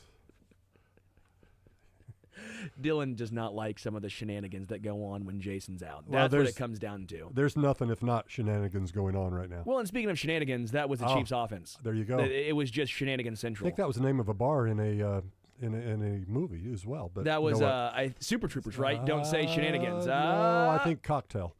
I'm going way back. You weren't okay. born. No. Literally, you probably weren't born. Yeah, the Yeah, Chiefs. yeah. Let's just get it out of the way, Okay. and we can talk about the future. Yep. But the game itself, that was a bad day to have a bad day. It was. They were overmatched, and it was utterly disappointing. It was tough to watch. I've been a part of those games that bad, mostly when I was with the New Orleans Saints, not in the Super Bowl. But I do remember, obviously, the Super Bowl. We lost to the Cowboys, Super Bowl 30. Hard to believe that's 29 years ago. But, yeah, it's tough when, you've been going, you've gotten to that game and everything happening, and then at a certain point you realize where you're at and that it's over. And unfortunately, they kept fighting, but that realization came earlier for the Chiefs on Sunday, which is too bad. When do you think the realization came in for the players? Do some believe until the very end, or some like it's halftime? Was it the Patrick pick when, for Zach Bond, the second one? When do you think that realization started to creep into these players? I think you still have a second half, so I think going into half, you feel like you can come back. Was it 24 or 27 nothing at half? 24. 24, yeah. So they've been down that once before. So you think you have a chance, but once you get, more added on, you can't help but think, because you understand how many possessions you were going to get or that you're not going to get. And of course, Philadelphia is bright.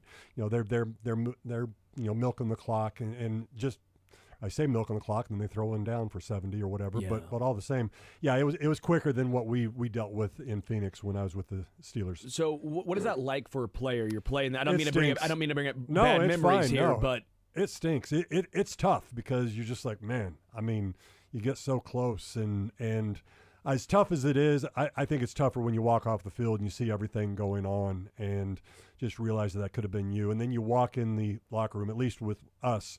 With the Steelers, you walk in the locker room and there's plastic over all of the lockers because you see the champagne that was on ice and the goggles around and everything going on of, this is for if we won and what could go on. And it's tough.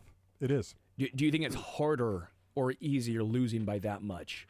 Or does it matter? I don't think it's harder or easier.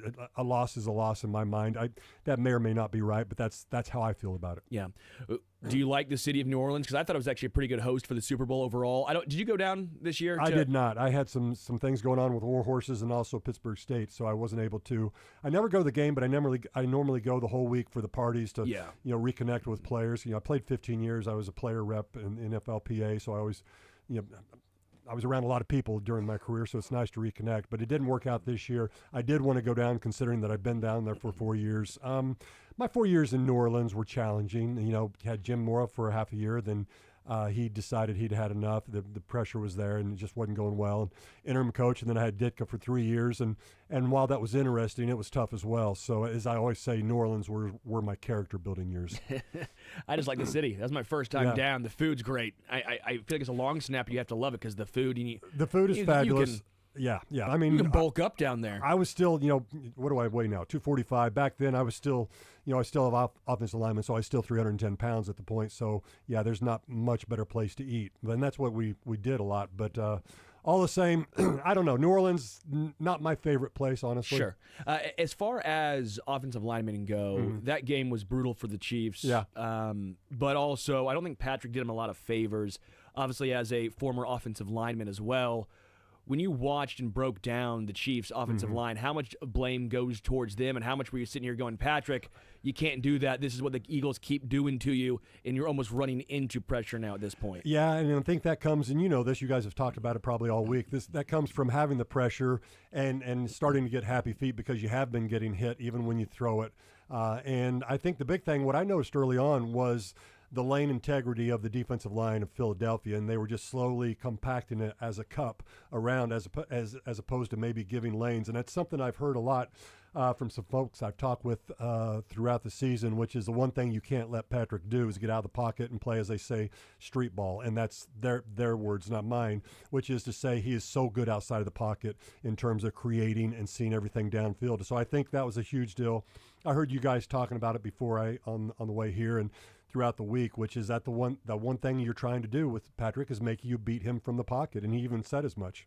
So is that the next evolution of Patrick? Is that all going to be personnel? Because and that's what I kind of broke down was that's fine if you're going to turn Patrick more into a game manager, but then you have to have the personnel that allows you to do that, because Travis Kelce is no longer that yak guy.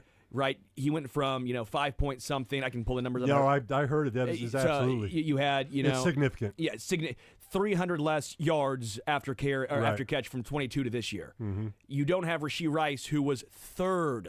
Yeah. The receivers were better than last year, don't get me wrong, but yak-wise, the personnel almost fit better last year because Rice was so good, third in the NFL in yards after catch. This year, DeAndre Hopkins, better than MVS probably, but DeAndre's not a yak guy. You missed almost all of Hollywood, and we didn't see a lot of the yak ability. Xavier Worthy was outstanding as a rookie, but yards after catch wasn't necessarily his thing because he's a smaller, slight guy. Right. He's very fast, but he wasn't breaking a lot of tackles. So when you're doing these short air yards and you're not having guys break tackles or get a lot of yards after catch, the offense can become stale and stagnant fairly quickly. I think that's what we saw. So I think there is room for optimism going forward, but I don't know where you land as far as the evolution of this offense as it goes into 2025. Well, there's a lot of things that you look at that. You break it down very, very well. With Rashee, I think you said he's essentially getting an extra first down every time he catches the ball. I think it was 8-point-something yards. I mean, it's insane. It was like 8 point. Let me see what it was. I have it pulled up right. 8.3. Yeah, 83. I like that. And when it comes down to it, they've got to fix the offensive line in some fashion or else nothing happens, because I think Patrick Mahomes has no problem beating you from the pocket if he's secure and feels safe back there and doesn't flush too soon. And also another thing that would help him is having a better run game, and right now they don't, and that comes down to the offensive line as well. So really it comes down to what do you do with your left tackle and your left guard and how that shakes out. Everybody's talking about it. I heard you guys talking about it. And it's fine if you have money to throw at people or if you want to draft high, but there are no sure things out there, so you just don't know. It's going to be interesting in this offseason, as it always is. I would love your thoughts, too. Obviously, playing offensive line and being in the NFL for that long. I'm more or less team. I don't know if team's the right word. I don't think you just say Kingsley's your starting left tackle. I think that's pretty silly. Right. But I don't think it's fair to give up on him after seeing him play in 2 NFL games at tackle. I think that's a little drastic in my opinion. I think Wanya Morris fits, as we've seen, as a good swing tackle. In case of emergency, he can come in for a couple games, but as your long-term starter, I don't know if that's the case. Maybe at right tackle. Could be. But as far as, I don't think he's going to be your left tackle next year either. But I feel like people are giving up too quickly on a guy who is 22 years old. I always go to Andrew Thomas for the Giants. He was, again, higher pedigree, all that stuff, understand. But it takes tackles a long time, at least a year, sometimes 2, from college to the NFL to make that transition. I know the Chiefs aren't necessarily in that spot. They're not rebuilding. They're going for a Super Bowl now. But I do think people have maybe jumped too quickly away from Kingsley Suamataia. I think that's fair, Sterling, because I've heard some people say, okay, we think Suamataia is locked in at guard. I don't see that. I don't see him as a guard body. Yeah. I don't know that he would flourish. I think he would not. And you're right. I mean, there was some reason that they liked him at tackle to let him start a couple games and whatever. And obviously he got shell-shocked a little bit, and he got it handed to him a bit, and I'm sure he would probably admit as much. And I don't see how you give up on that. And I can't think that they would. Now, this next training camp will be huge. I've always heard, it was said to me even, that you really make your biggest strides between your second and third year. So we've still got another year of learning, unfortunately. But you're right. This is the window for Patrick Mahomes and the Super Bowl. So you've got to figure something out. I can't imagine that Brett Veach isn't looking at everything. He is. But is there anything out there? I don't know. Not that economics-wise maybe makes sense. I don't know. Or that is going to be better than just a year or two. So I do think you still have to look at him to the left side because they liked him for some reason. I think they moved up to draft him, and then they acted like they liked him in the preseason. And like I said, there's 2 games. So it'll be interesting to see. I just thought of this right now. I asked a couple of offensive linemen down on Radio Row, why do college quarterbacks clap? I've never understood this.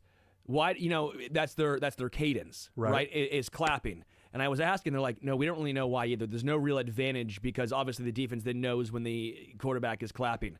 Is it just because they don't have enough time to work on the silent count? Because they'll do it at home too. I think I always thought some of it was so them acting like they're going to clap and then not, and people thinking they're going on the clap defensively, and so that's a way to draw the defense off sides. That's the only thing I can come up with. It's a conspiracy theory that I'm trying to come to the bottom of and figure this out. You need answers. Because offensive linemen don't know, the quarterbacks don't know. Do the OCs, head coaches, know in college? Is this all some conspiracy? I'm close. There's some reason. They don't want me asking questions. No, they don't want me asking questions. No, You get in that chair and boom, you're just everything changes. Some say.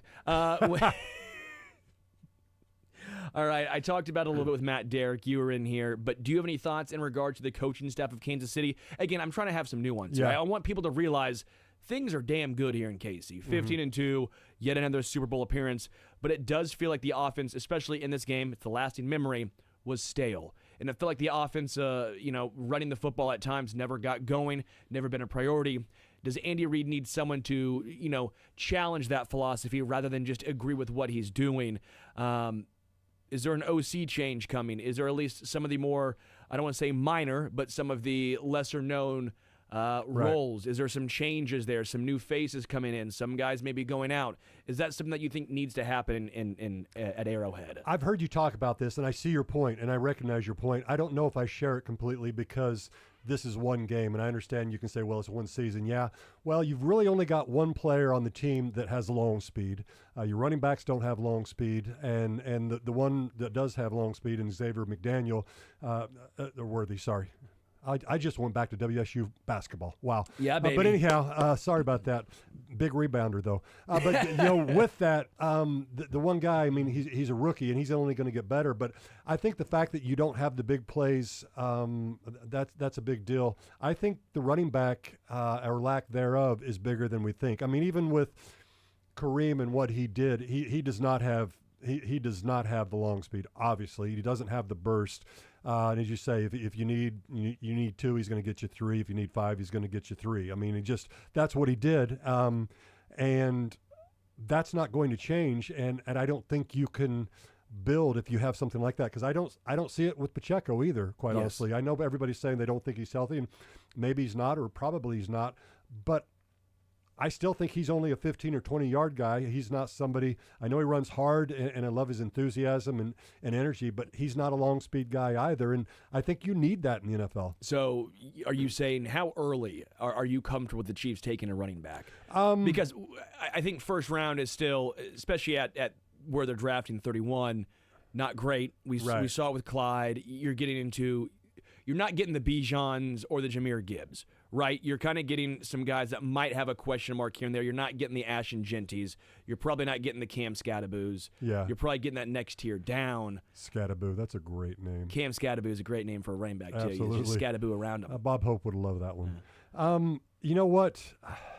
I think you and I would not be a good running back either way, but we'd be a better running back if we have a great offensive line. So I think when it comes down to it, you have to. You wondered where I was going with that one. Yeah, I was like, I'm with you, Kendall. I would not be a great running back. I was merging, but I wasn't looking in the mirror. And Dylan, though, might be. Yeah, it could be. When it comes down to it, I think that's what you do. I've said this for years. I will continue to say this. And I know there are difference makers that you draft high as a running back, but I truly believe running back is the easiest position to fill in the NFL. Yeah. And they get a lot better when they have a good offensive line. And you know what? I'm not splitting atoms there. Everybody knows that. How drastic of a change will we see the Chiefs' offensive line look like from this year to next year? Obviously, Jawan Taylor's going to be there at least one more year, but there is a situation and a scenario where he could be at the left tackle position. Right. Trey Smith, I think the majority of folk thinks is probably going to get a contract the Chiefs can't come back and match with another team, most likely the Bears. Joe Thuney, my thought is I think he's back next year, and I think they probably try to find a way to extend him, try and move that cap hit down. Mm-hmm. Creed's going to be here. Right? Yeah. But there still is a situation where, Wanye or Kingsley or maybe even DJ Humphries is coming back on a more team-friendly deal because he didn't really get a chance to show what he could do because he got injured right away. Mm-hmm. How do you see the offensive line looking different next year than this year? Is it veterans or young pieces? Yeah, I think the Trey Smith is the big one that you talk about, and I haven't paid attention or put in have people talk. Is it something that they can do franchise tag wise that would make sense, or is it just too expensive still? The franchise tag, because offensive line is all offensive linemen. Then you're paying, so they're dealing with left tackle. You're dealing with left tackle. Gotcha. Money. So that doesn't happen. Yeah, it's hard for me. I don't know. He's gotten 2 rings, right? Yeah. Okay. The one thing you always heard in the NFL inside was, really your first goal was to get that ring. I mean, they always want that.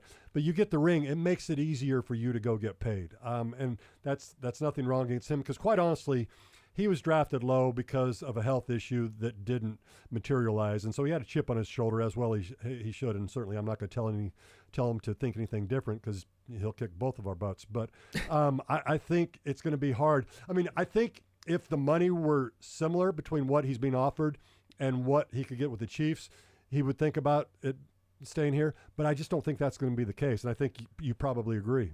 So with the Chiefs, they've built the offensive line in previous iterations. The first era of Patrick, it was tackles most important, and then the interior they would fill. Right. It was Schwartz and Eric Fisher. That was the cornerstones. Right. Interior we'll deal with.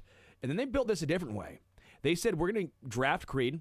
We understand Trey's falling, but we know what he can be, so we're going to have him at right guard. We're going to spend a lot of resources on him. Left guard was a massive resource in Joe Thuney as far as contract. And then tackles, they go, yeah, we'll try Orlando Brown Jr., we'll try Donovan Smith. Right tackle, we like Jawan Taylor, even if he's not the top-end guy. We think he's good enough. But they have not put the resources into tackle the way they've built the interior, at least in the past. How do you think this next iteration of offensive line breakdown is are they gonna go tackles more heavily? We know Creed's gonna be here, that much for sure. He got that contract extension. I just wonder, with Patrick, what do they value more? Trying to have him step up in the pocket or extend out of the pocket? I guess I don't know your thoughts here as far as the team building. Well, I go back to the late great Len Dawson. The one thing he said all the time was the one thing that QBs hate the most is having pressure come up the middle. And when they cannot step up, that's an issue. So you have to those front three have to be good, and you've got Creed there to get that going. You'd love to have Trey Smith there. Hard to think. I think the odds are more that he's gone than he's here. I think Thuney, like you said, has a chance to be there next year. I'm not as down on Jawan Taylor as everybody else. I understand that he's had his issues or whatever, but it's the left tackle. It just goes back to the left tackle, and that's what they've got to figure out. And unfortunately, that's what we started with, which is I don't know that there's an actual answer in free agency that makes sense. I heard Soren talk about it. I think it's right. Yeah, even when you have the resources and everything, and you say you want one, there's still got to be somebody there. I mean, he makes a very valid point. You guys have talked about it as well. And so I don't know where they go with that one. I think they're going to struggle again next year and try to see if Suamati does it or something else like that happens. Defensively, I think it's almost sad because I thought they played a really good defensive game. I know people will see 40 and even the 26. But a lot of tackles for losses, and they stopped 10. Saquon. Yeah, and we talked the week before. You asked me what I thought, and this wasn't splitting atoms either. But I was like, they're not going to let Saquon beat them, and they're going to make Jalen Hurts prove it that he can do it in the air, and that's actually what happened, which is kudos to the Eagles. Jalen proved it, but we never got a chance to see what that looks like if the offense did anything, because defensively the game plan worked. Right. They still got the interception. They got a turnover. Yeah. They kept Saquon to 57 yards on 25 carries. Now some of that would have been maybe a little different because was icing, but still, point remains. 10 tackles for loss. Right. They forced an interception. Jalen Hurts was good, but not outstanding. Right. I was just very saddened to witness a great, again, game plan by Spags completely go to waste. Tershawn Wharton, I think, deserves so much credit. He did a heck of a job. I'm trying to be a little positive here because we're so negative on the offense. I think that the defensive guys, I know it's no consolation. Right. They don't get the ring, exactly all that stuff. But I thought Tershawn Wharton was outstanding. I thought Drew Tranquill and Nick Bolton were phenomenal. I guess I'm just a little disappointed to see such a great defensive game plan and some of the performances go to waste because the offensive ineptitude was so profound. Well, certainly when you look at it, I think the Eagles are the better team as you look at things. I think if they play again several times, it's not that bad. But to your point, you're right. The offense not only didn't score any points, and they didn't give any time for the defense to rest, and that gets a little bit old also. And they were just frustrated. And I think you could see them tighten up a little bit as the game moved on. Yeah, Kendall, before we let you go, yes. I'm so glad you came in the studio today because you got to you got to deal with. I didn't want you getting on me because you're like, wait a minute here. The one time you get to get in the driver's seat, I got to be over here. And we didn't crash. You didn't crash at all. We hit some tried. curbs. We tried. We absolutely. We measured some things, and we had. I mean, there's nothing wrong with that. We the had FTC fun. has some questions, but all the same, we we're can doing answer okay. them. Yes. We have legitimate answers, Dan. I'm like the driving instructor. I have a brake pedal on my side for Sterling. Thank as well. you. He's had to tap it a couple of times. Just give a little tappy I'm tap. going to mark that too. But Glad to. All right, Kendall, for charity over here. I've been in radio Bourbon. for decades, and I've never heard that until I come over here with the mark and everything, and now I'm listening for everything. So now you get the marks. It's fun. I know, it is. It really what is. happens is actually Absolutely. today, we mock what we don't understand. it might be the end of today. Could be next Friday. We do cuts. Yes. When dumb things get said, they get played back out of context, and it sounds way worse. Yeah, you did that to me a few times. Yeah, There's a no couple doubt. times. Yeah, I had well, it coming. blame Dylan, not me. Okay. Okay, don't blame Yep. me. Blame Dylan. He still gets a book. He's the man with the power. Yeah, absolutely. Again, one more time, the bourbon raffle you have coming up, where can folks go? Again, it is going to be May 3rd, so you have time, but why wait? Because yeah, it's open from now until then, and WHFV.org, you can go to the Derby party and look at that as well, but that'll be on there, and yeah, love for you to go and check everything out. We're doing some good things out there. and believe it or not, I'm saying all these things without even bourbon coursing through my There you go. bloodstream, so imagine when you get a couple drinks into me, the things that would be said. Dylan is terrified. Yes, he is. I had a few streams of thought where people thought I was probably having bourbon today, but all the same. Kendall, always appreciate it, Yes, man. Can't my wait to talk pleasure. again soon. You bet. Take care. We'll take a break. Come back. The Zone, Sports Radio 810 WHB.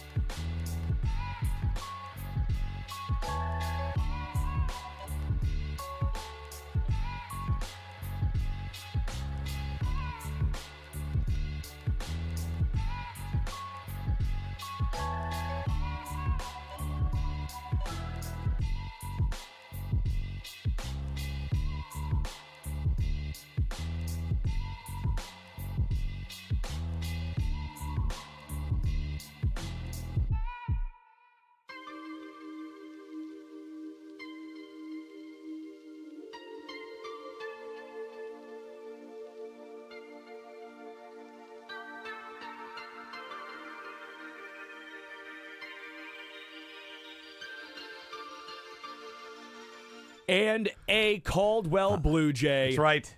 You want to know what year I graduated? Class of 85. Close. 95. Oh. Feels like 85. Oh, Feels like okay. 59 sometimes. Long Did time you ago. get that in 95? Or No, is that this a was, I remake? believe, a 15-year reunion shirt we all made and got. I'll tell you this right now. 2012 Blue Valley North. This is to you. 2012 Blue Valley Northers. The Mustangs. Do you staying guys up, rock the have stable. like yearly or every 5 years? We or have 10-year not done a reunion? single one. Nothing? And it has been 13 years now. I feel like the smaller towns do homecoming way better just Yeah. because there's less people to corral. There's 12 of you, and And you you just- had 500 in your class or whatever. Yeah, so 2012 Blue Valley you North think you're Mustangs. joking. There was only 27 of us. I wasn't really been that facetious. You weren't no. you weren't that far off. Well, my mom, I think, had like 12. I actually wasn't Yeah. kidding. That was Henryville, Indiana. It should have been, by the way, should have been KFC. Should have been Indiana Fried Chicken. Oh, really? Colonel Sanders was born in Henryville. Could have put them on the map. I had no idea. They didn't do it. Sorry about that. Yeah, sorry. I am too. IFC just doesn't have the same ring to it. No, the IFC does, and it sounds like they're trying to get you in It sounds trouble. like a boxing- The International Fraternity Council or something is going to get you in trouble here. I get that, but I'm just saying, would have put Henryville on the map. And by the way, again, don't change the subject. 2012 Blue Valley North Mustangs. Get your bleep together. Get it together. I want to do a 2027, 15 year. We got to wait another 2 years. Huh? Okay, fine, I'll You do don't it. do a 13 year. I know, it could be. You started Good- up. You good- just good do bourbon. random. We do a 13 year, a 16 year, a 21 year. It's just like bourbons. Like it's like the 23-year-old Pappy Van Winkle. It's the 13. And like so that's what we're doing here. I just say do like bourbon years. We do it in Caldwell. It's taken seriously. Every 5 years, everybody comes. Well, you try to get as many people back every 5 years, and then if you're in the 15-year class, you do the program on Friday night. If you're in the 25-year class, you do the program on Saturday night. I And didn't then know that. I think the 50-year has some sort of program to put on. Is it like China for 1 year and like an It is. anniversary? Yes, it's the Wood anniversary. But it's fun. Like, so the class of 90, the class of 2000, we're always back together because 5 year intervals. So you get to know those classes better. But I'll go back for my brother's, whatever he's up to, 20 year now and all that. But it's a good time. Yeah, I feel like Caldwell would do Yeah. a good one. They just drink. I feel like they just have it's just a party at a barn. Was that your school? Was it a barn actually, It or was a one room schoolhouse. That's what it Yeah. was. yeah? It was not. But it Yeah, was Blue one Jays big flying building. around. The junior high and the high school was all together. I'm And gonna- then you know what? And then on the other side was the elementary school, and in the middle was the gym and the cafeteria that connected them. I'll say it right now. If Blue Valley North doesn't get it together and do ours, I'm going to be a Just Caldwell come to Blue Jay. Caldwell. I'm going to be a Oh, Caldwell God. Blue Jay. You'd I'll love do it it. down there. More Busch Light than bourbon down there, but you'd I'd fit in. Yeah, I'd you'll fit live in. You know, as I'm wearing a salmon sweater, Yeah. fit in very well You'd down get there. punched in the first 30 minutes. Yeah. No, Well, I'm but- joking. We're well, nice down there. 30 minutes. People are That's nice. 15 minutes longer than Here's the normal. deal. So You know what you could do? You could play on a sand green golf course down there. I'm in. Let's go. I'm in. I've always wanted to. Just once. Just once. Just once. It's enough. Well, there's only 9 holes, so. Yeah. Good seeing you in New Orleans. We had a good Yeah. time down there. You bailed, so we didn't really hang out too much. When did I bail? When I would just text you all the time to hang out, and it kept going. It just kept saying error. This number has no longer receives messages. It was a very misspellings too. It was weird. I spelled your name wrong. It's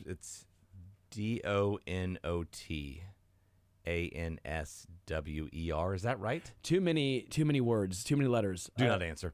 I got the donut part at No, first. I you thought didn't text me at donut. all. I'm down to hang in all these trips. I'm king of the room beers. Everybody congregates in my room. Yes. We hang out there. I'm all about the fellowship. I'm the organizer. So I brought in Eric and Leaf, the Spectrum Boys, and then some other TV station humans. Our own group had 9. The radio people are always welcome to hang, but we all have different schedules. Did you stay? You were there for the game too, correct? Oh yeah. So you were there in the locker room after, correct? Nope. I was on the field.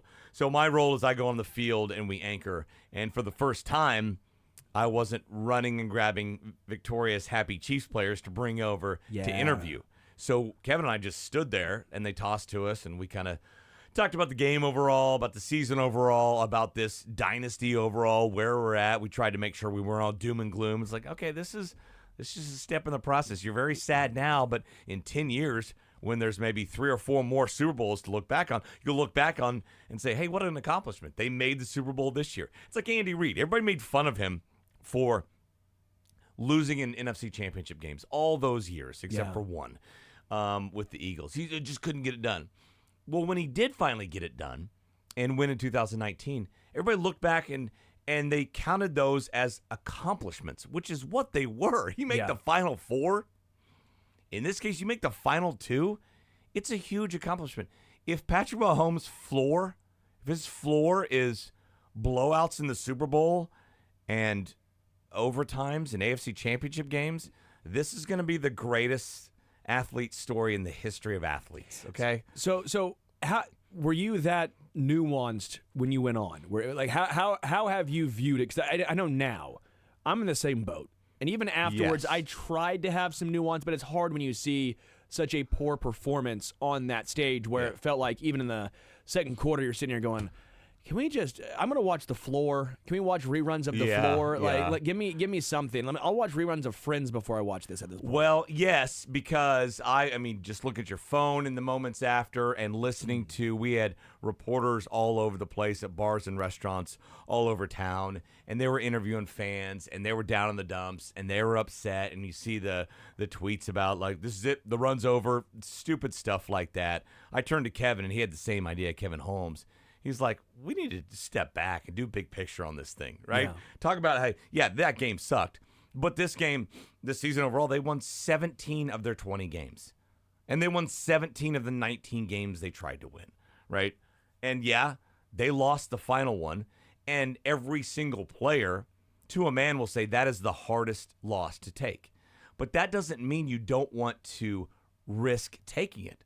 Right? Bring on that risk of me losing. Get me to the Super Bowl. I'll roll the dice and take the chances of having the worst kind of pain. Well, the Bengals would love that. Because on the other side is the best kind of victory and emotion and exultation, all that stuff. Yeah, I mean, every team outside of maybe the Bills wants to at least make it because they don't know what it's like on the other side. You would rather get blown out in the Super Bowl than not lose make by it. one in the AFC Championship game. Then 100%. not make a playoff game. There are people who say that, and they're just dumb. Or they're being dumb. So you were on the field post game. How quickly? Again, obviously this is a little different situation for you because I'm sure the last loss for the Bucs, you weren't there because of COVID, correct? So that's why. So I was there, but they didn't let us on the field. Okay. So I was across the street at our sister station in Tampa doing live shots, same type deal. But I wasn't on the field as the Bucs were celebrating. That's the difference. That's why. So for the first time, I was on the field where it wasn't Chiefs. It was a different colored confetti falling down, green and white, as it turns out. How quickly did the Chiefs get off? Was it a quick, hey, let's get off now? They were gone by the time we got there because they hold us for the trophy presentation and all that. And then once that's over, bam, we're allowed to get out there, and we have paid thousands of dollars for this little square space, right? This little spot where our camera goes, and you can fit barely two broad-shouldered guys and hulking men, and you do your stand-ups there, and you go live there. And another reason we did that was because we knew Mackenzie was in the locker room. She was going to come out with player reaction in like 30 minutes or 45 minutes, and that's when we would get more kind of into the game, depending on who she talked to. Be like, okay, this person, whoever it was, Patrick Mahomes, had a rough performance. Let's talk more about the game there. So that's why we decided to be more kind of big picture and sky's not falling. And no Stephon Diggs-esque player standing out there waiting just the whole time. Not a D-Hop just standing watching confetti fall. Yeah, it's funny because in all the other cities and Miami and Phoenix and the like and Las Vegas, you're running these guys back and forth, and then you have all the 49ers stations, or a couple of years ago, the Philadelphia local stations. They're just standing there talking, and I always wondered what that would be like. I learned what it would be like on Sunday. And not great, not ideal, some say. It's not ideal. It's not it's not the best. It's It's tough. I mean, you've worked this hard. It's been 7 months. Yeah, Mick has been working so hard, and just for him Anything to the not. Chiefs do, I have to do as well. Who all did McKenzie talk with? And because what was her takeaway from the locker room? Because I know Matt Derrick was talking how that was the most somber locker room he has ever Yeah, witnessed. because he wasn't in it. Nobody was in the locker room in 2020. Yes. After that 2020 season. So you have to go back to like 2018 or the Patriots AFC champion. You got to go back a little bit then. Yeah, but even then, I think that's going to be a different locker room. That's going to be more shock and awe, I think, when in the Patriots locker room where you thought you had that victory and you were right there on the doorstep of your first Super Bowl in forever. And so this one, I felt like when I heard Patrick Mahomes talk, it was like, okay, the acceptance really set in early for him because he was a lot more had more energy than I thought, and he was more just kind of explaining away the loss like you would something in late November or something like that. Andy Reid's always been that way. I remember after the loss to the Titans, after the 17th season, right? Bad one. You're up 18 in that game, and you blow it. You lose at home. Alex Smith's last game.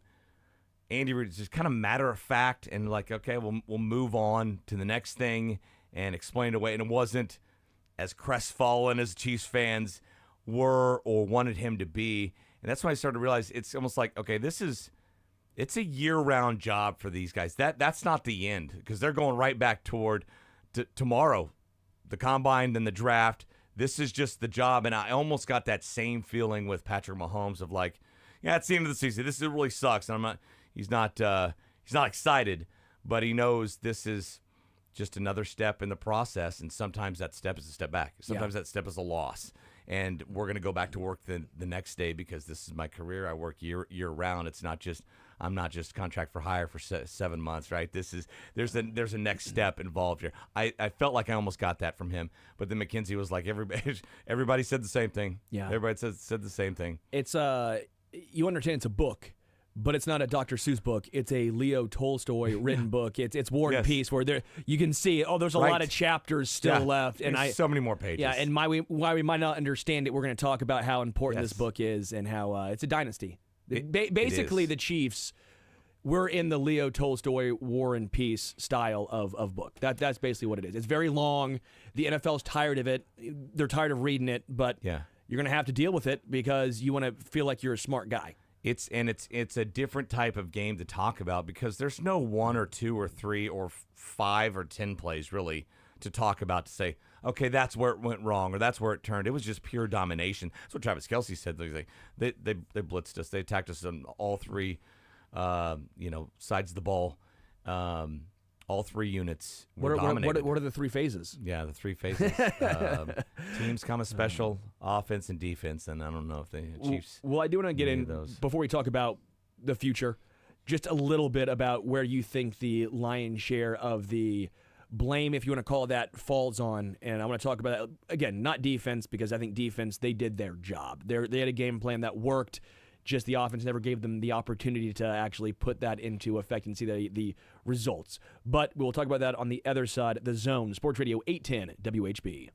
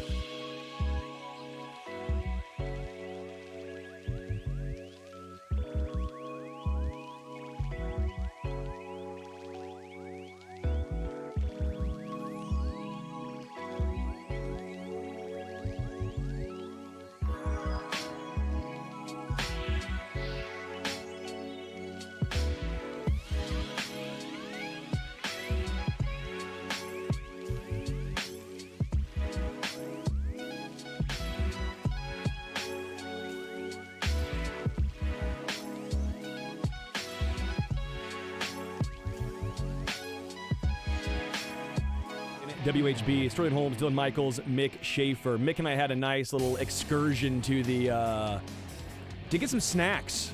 Break room. You got some of those Fritos honey barbecue. I had to pay for those. I got some free soda. How was it? So, pull back the curtain here. Mick was very nervous. He opened the fridge. There's 2 liters in there. You can never There trust are a 2 2 liters liter. in there, and I It's told him I wouldn't trust that. No. But they're good. There's fizz left. There's so how much fizz? there was enough. It tastes Scale of like 1 a to 10. regular Coke in my little Wow. Dixie cup. So Wow. saving money. Look at you go. Well, I'm not. It's Valentine's Day, so I had to save money. I ran by Russell Stover today because that's how much planning I do. And I wasn't the only one, as it turns out, that had the late game ideas. So I stood in line there, got some strawberries, some chocolates, all that stuff. So some of the talking points we have gone through and some of the numbers that I've tried to bring up is again, I don't want to use this as a negative term here, but almost the Alex Smithification of Patrick Mahomes. They wanted to be more of a game manager and less of using the instincts, the deep ball, the gunslinger. I think the defense, the opponents do. I don't know Well, if the Chiefs want that. I concur, but part of this is personnel. Part of it is also what the Chiefs did this year versus last year versus 2022. 2022, I think, is the year that I look at as the pinnacle of the Chiefs offense post-Tyreek, where you can actually, view it apples to apples, right? Because I do think you can't really look at it, with Tyreek Hill, the offense was built different. The defense was also built a lot different for this Kansas City Chiefs team. So when I say the Alex Smithification of Patrick Mahomes, I'm looking at net air yards per attempt. I'm looking at, yards per completion, and it has gone way down for Patrick. it's gone down the last 3-4 years. has it So not? I'm just going to stick with 2022 for the sake of argument here because 2022 is still post-Tyreek because that makes, again, fair comparisons. 8.1 in 2022. That's third in the NFL. 23, 7. 24 this year, 6.8. That was 27th in the NFL. But the difference was why last year they got away with it and why 2022 they got away with it and they actually thrived was yards after catch. They were 11-6 last year. I don't know if they got away with it. Right? Well, the receivers weren't as good. They were but 15-2, basically 15-1 this year. But the reason why I'm bringing this up, and I'm talking more sustainability here, Travis Kelce's no longer that guy. And the offense ran this year as if Travis Kelce was still that guy. Yards after catch per reception, he went from 6.3 to 5.5. This year it was 3.5. There was 300 yards difference this year in Travis Kelce yards after catch. I'm saying the offense and the Chiefs need to adjust. Bourbon coming up next.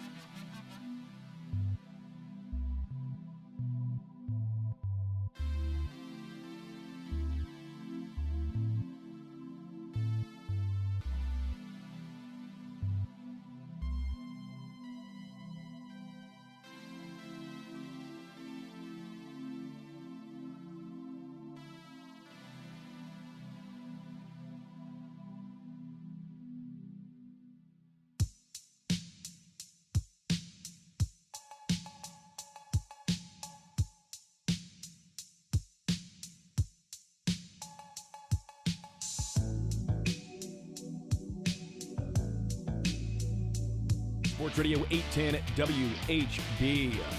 Sterling Holmes, Dylan Michaels, Mick Schaefer, Kevin Timmons, baby. In the Kevin house. Timmons of Nick and Jake's, as well as obviously For the Kids and Lifting Spirits. But Kevin Timmons, that's the loudest applause that Mick has given anyone. Yeah. I don't give out good jobs to just anybody. No. I don't do attaboys. That was more than an attaboy. You got to earn it. We got Tracy McDonald with us here, Yes. too. She's a little radio shy today, but Bringing Executive Tracy was one of the Director. best things you've ever done. she so, yeah, is appreciate amazing. it. Yeah. How you doing, Kevin? I'm good. I'm going to see you tonight, Yeah, I saw you have a maybe 7 o'clock reservation. 7 o'clock. Yeah. Valentine's Day, Nice. right? Nice. Well, You know what? thought ahead. You should be honored. This is my wife and myself's first anniversary together. We got married in October. Yeah. First Valentine's Day. It's Nick and Jake's. Yeah. I said, put us at the bar, please. Yeah. Instead of looking into her eyes, you're going to be watching college basketball out of the corner of your eye. Nothing screams being romantic like taking your wife and saying, can we sit at the bar, please? Can we, Yeah. Well, she can drive home. That's just smart thinking. That's just prior planning. Yeah. See, I was smart enough to at least get a reservation. Mm-hmm. She doesn't know, Does she even know she's going? Oh, she knows she's going. Okay. She told me she's excited. Yeah, nothing says Valentine's like Nick and Jake's.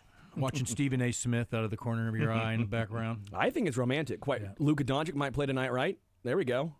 Can I get the Masters pricing tonight?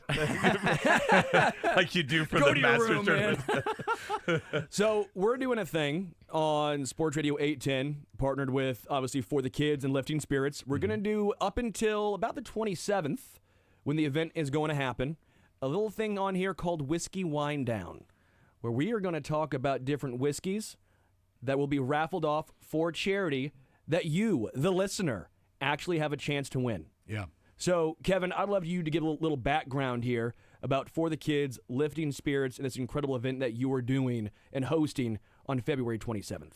Well, For the Kids has been a thing for about 22 years. It was just a golf tournament for years. And then in 2009, we decided to work with Children's Mercy exclusively.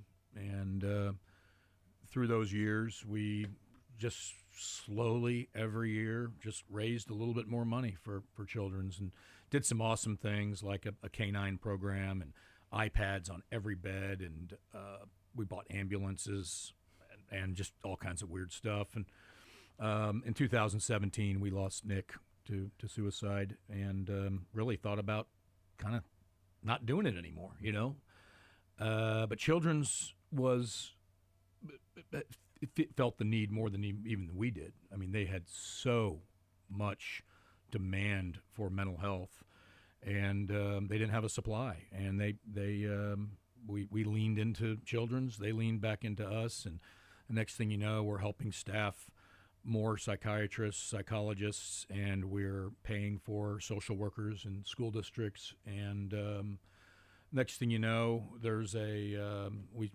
raised over $1 million for a endowed professorship in mental health, which they had never had, and that gave them the opportunity to actually raise more money on a global level. And then we did a depression and anxiety clinic for youth down at the main campus, and then most recently Garmin and a bunch of other big donors raised enough money to build a mental health hospital in Olathe. So it's called the Camber Mental Health Hospital. It's a partnership with KBC and Children's Mercy. So 72 beds, opened it last December. This is something that Kansas City's never had, this kind of a mental health hospital. So the community has rallied around it, and at some point we decided to take the Pappy Van Winkles out of our golf auction and to take some of these precious things out of our golf auction, which were kind of getting lost in all the other cool stuff we had, and start this other event. You're one of your mentors, Slacker, on a competing station, and Tracy and I developed this brand called Lifting Spirits, which is a nod to Lifting Spirits and a nod to Lifting Spirits.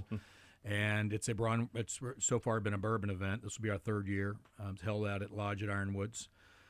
It's February 27th, and that evening is awesome. You come in, and the distributors and suppliers, and they bring all their new stuff, and everyone gets to try and sip and work the room, and it's a social hour. Then it's a tasting mat, and it's dinner, and it's the raffle, and it's a live auction, silent auction. It's all those things. But we really try to put some of these rare bourbons in front of our guests. We have about 20 seats available, so I'm sure it'll probably sell out before then. But we have 20 seats available, $250 a seat. And there are plenty of raffle tickets available. And what we've been able to do is procure, we don't have as many Pappy Van Winkles in our auction as some of the other raffles do. But there's not another raffle in town that has the extent of what we have through the 40 bottles. In fact, I got 2 bottles being dropped off next week.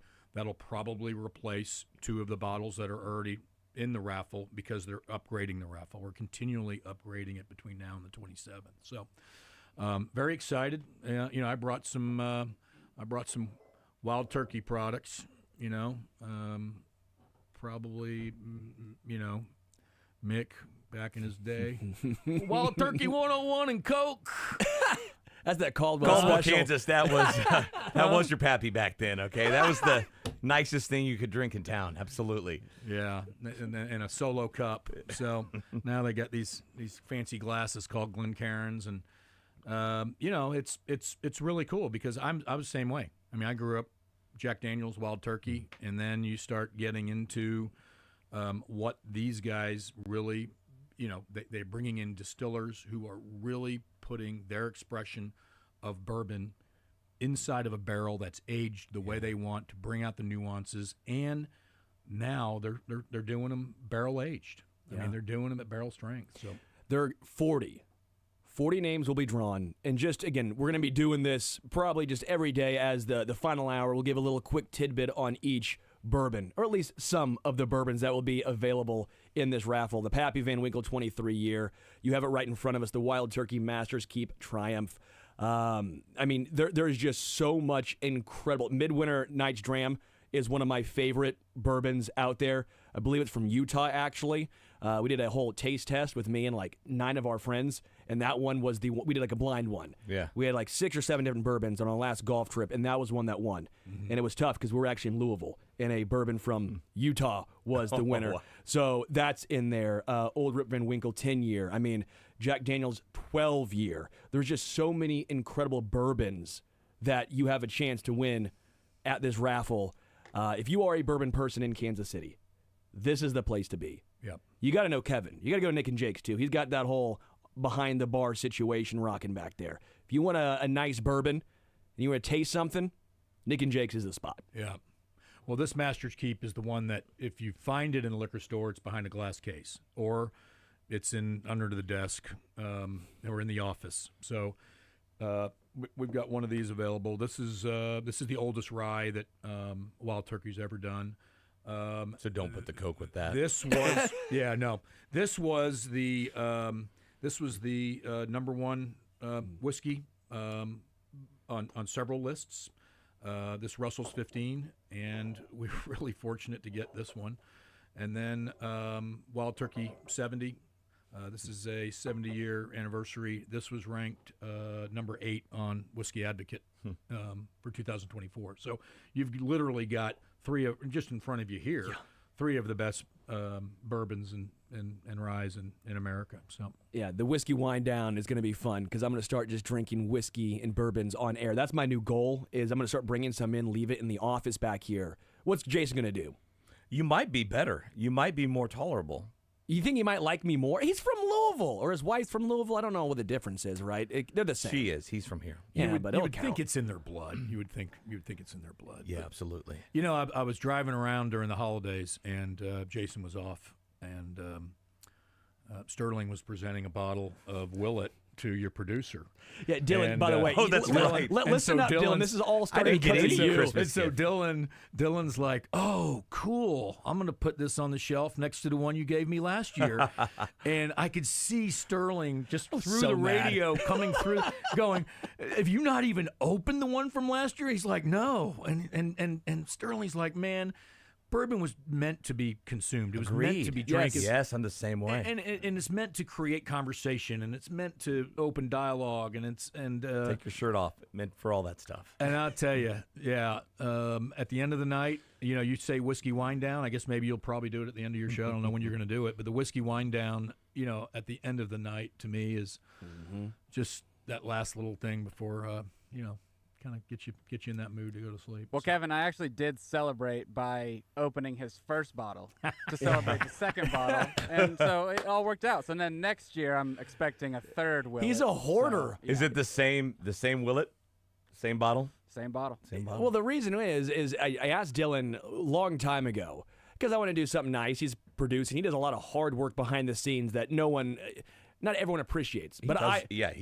He does your work. But so I you should but I appreciate it. appreciate Dylan. So I'm like, what's his favorite bourbon? What do you like? And so he told me it was Willet, and so I went out the first year and got him one. Okay, I'm thoughtful. Well, I remembered from previous years doing that, so I thought, you know what I'll do? I'll get him another bottle because he says one, he loves the look of that bottle and the taste. So I went there and did it.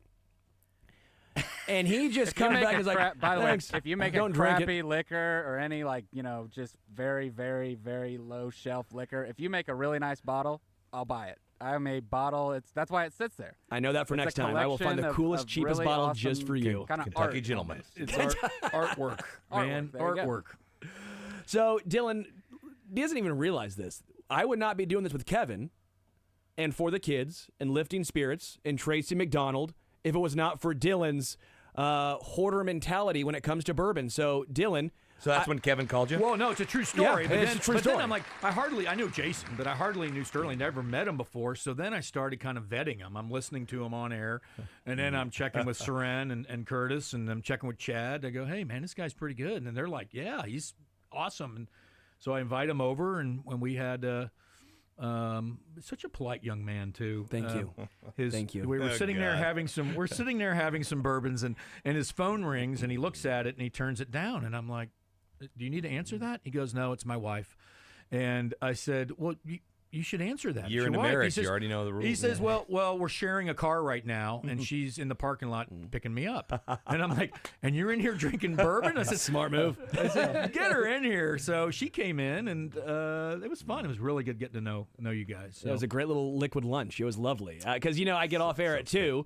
I could have food or I could drink my calories. And that's how you stay in shape. Dylan's nodding. He understands the business here. So, again, I would say raise a glass, but then he would put it back on his shelf for Dylan. So here's a glass to you, Dylan.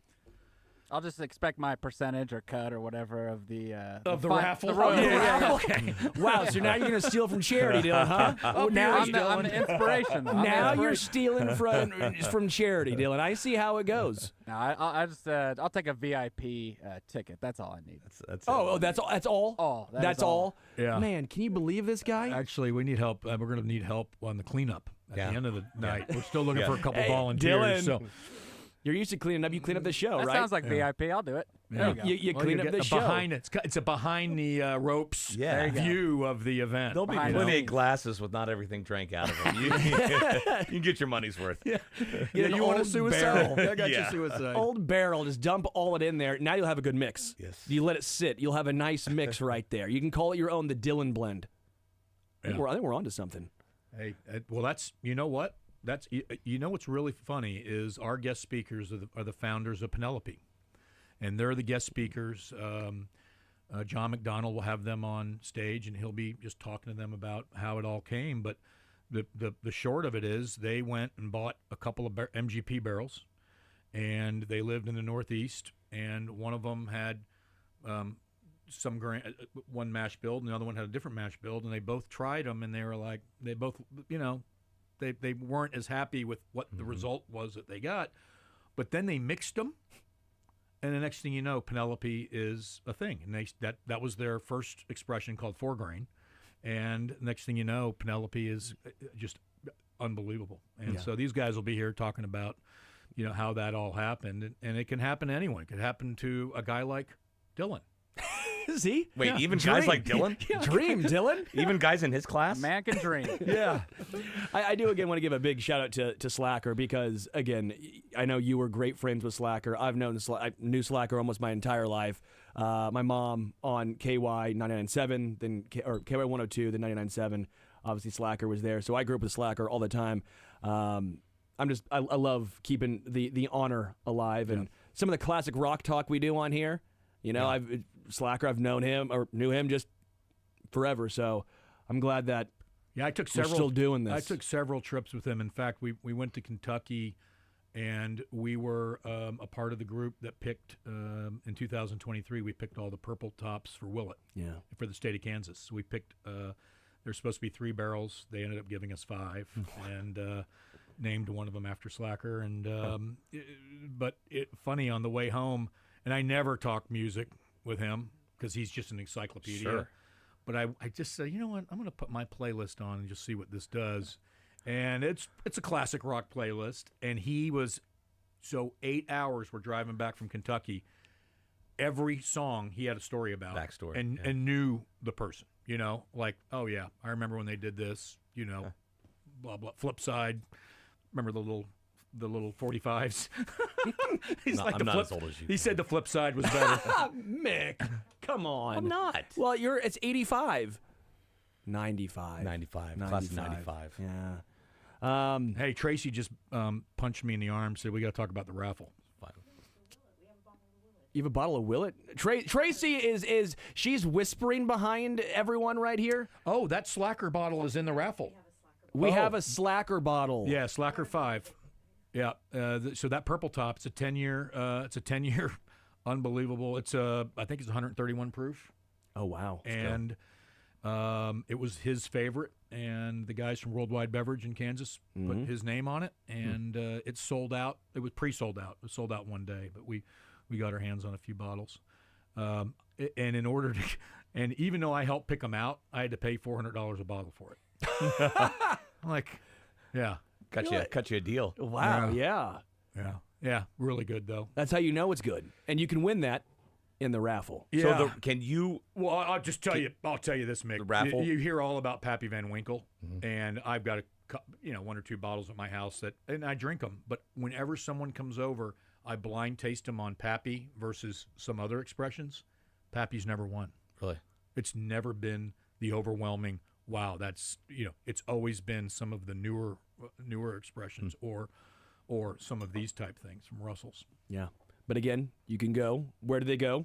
Well, for the kids, it's FORE, like golf, FORE, thekidskc.org. For the kids, kc.org, and then /events. But if you just get to our website, you can probably find out where to buy the raffle tickets. They're only $10 a piece. So you don't have to be there. Anybody can get the raffle tickets. More often than not. So this is televised, right, on Facebook and YouTube. Oh, that's cool. I think we had over 300 people viewing it last year live.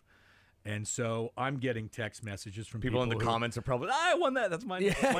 Well, Save it for me. And my good buddy Mike Eddings, who bought it, was there last year, but he's in Mexico with his family, and he was texting me on my way here. Is it YouTube Live? Because he wants to watch the raffle because he just, I guess, bought a handful of tickets. So good for him. Yeah, but hey, the money is every dollar is for the good, and mental health. Things are, we just had another suicide in Olathe East, and so that's 2 in this school year at Olathe East, and our hearts go out to those families and to those folks. But there's just so much good that comes from an event like this, and we thank all of our donors, thank our public, and I tell you, for the kids. Get involved with For the Kids because it's fun. I mean, we really have a great time. We do great times with events. But our board of directors, we really have a strong board of directors. So shout out to all those people that make this thing work. It's a great time for a great cause. I learned about it a couple of years ago. You were telling it to me at Nick and Jake's. They don't mess around with the money they raise here. Did you hear me? He glossed over it. They bought an ambulance, right? An ambulance one year. And this thing could have gone away. and Children's Mercy, who has people donating to it all the time. Yeah. They're like, no, let's figure out a way to keep this thing going. There's bigger donors than For the Kids, but our dearest friend Tom Watson, who really was the one that connected us probably initially with Children's Mercy, and Tom plays in our tournament every year, and Tom's I have breakfast with him every now, and he's really kind of mentors to an extent of how we're kind of shepherding the money and where it's going. But he said, quote unquote, For the Kids has lit the fuse for mental health at Children's, and they changed their entire strategic plan. Yeah. They added an entire pillar on the base of their strategic plan for mental health, which they never had before. And it's a real thing. Children's Mercy is taking it seriously, but so is KU Med, so is Advent, and so are all these other great institutions. So everyone, make sure you go to For the Kids. Make sure you get a raffle ticket. It's all for a great cause. So even if you don't win, just know that your money is going to a great spot. There will be 40 winners, and you're all going to be happy. One of those 40, doesn't matter which 40 you are, 1 or 40, you will be absolutely thrilled. Is that at the end of the night, the culmination? When do you do the it's close to the end of the night. I think we're going to flip-flop the live auction and make that at the end. But, we'll get the word out. If you got a raffle ticket, you'll know how to find out if you won or not. Yeah. Kevin Timmons, Tracy McDonald, who is sitting in the corner. Tracy, come on. You could have said hi. She's just sitting back there. She doesn't want to talk to. I think Mick, I think you scare her. Well, I dressed up for the occasion. I think I'm glad you wore your high school graduation T-shirt right there. Very classy of you. We'll take a break. We'll talk a little Chiefs on the other side. Sports Radio 810 WHB.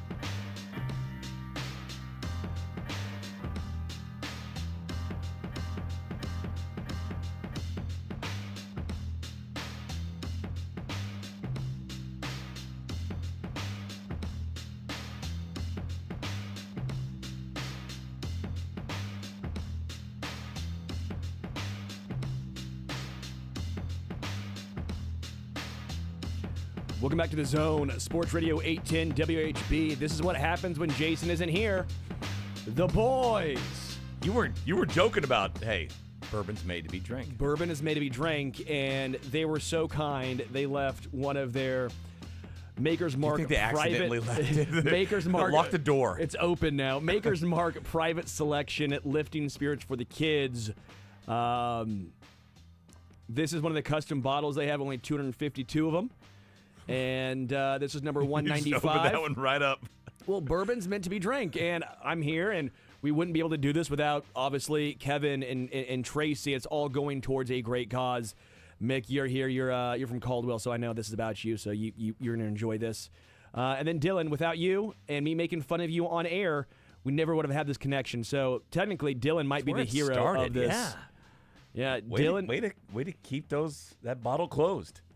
Yeah, exactly. I was going to say there's two ends of the spectrum. There's open it for anything whiskey drinker and then never open the bottle whiskey drinker. Me and Sterling are right on the end. So we share, but we share with our friends. Yeah. And here is to, we'll take a little sip. Please don't chug the whole thing. I can't, but I Yeah. will. At 2 act o'clock, like it. At Dylan 2 will. o'clock I can. Cheers.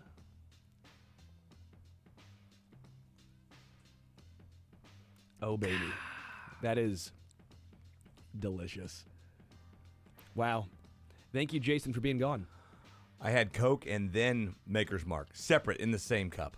That's impressive. At the same time. It's a nice. didn't That's order typically how you do it, right? You do the bourbon second and the That's how it works. soda first. All right. So I do want to talk a little Chiefs with you. We'll have a cut to the end of the show. When it comes down to the Chiefs' personnel, it's something that I've talked about. How big of an adjustment do the Chiefs need to make heading into next season? Because we know running back, obviously.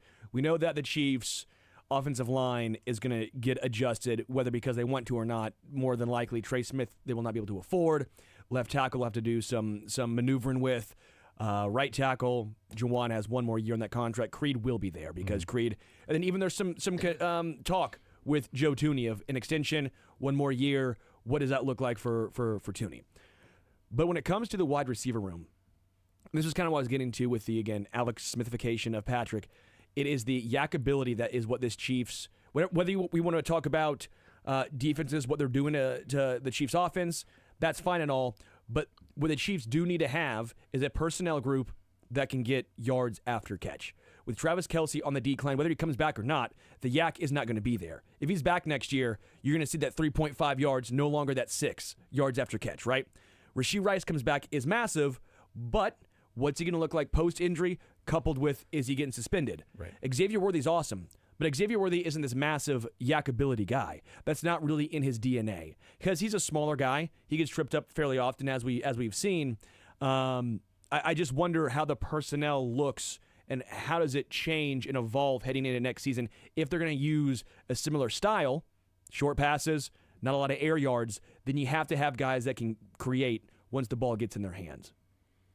I think Rashee being back is great. And you start that receiver room with him and a second-year guy in Xavier Worthy. What you're doing at tight end, I'm not sure. I would argue that, yeah, they were more conservative than I liked offensively this year. But I would almost argue that it kind of worked. They set a record, an NFL record for most 10-plus play scoring drives, 39 on the season. Mm-hmm. They had 2.5 of those, 2.5 basically per game, which is outrageous. I think it tied now they had one more game, right? And so they tied the Cowboys from, I think, a couple of years ago in that category. So they found ways to score doing that way.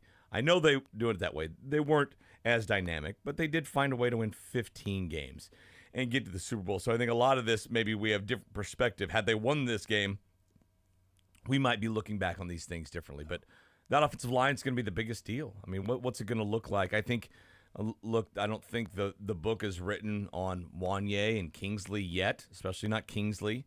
And there's the possibility that one of those guys turns into a guy that can play left tackle. But I don't think you can ignore the offensive line early in the draft at all. Same with the defensive line. I said the other day, I mean, it's obvious. We saw in the Super Bowl that it's still how you win games with line play. Can you get there with 4, and can you make sure the other team can't get there with 4?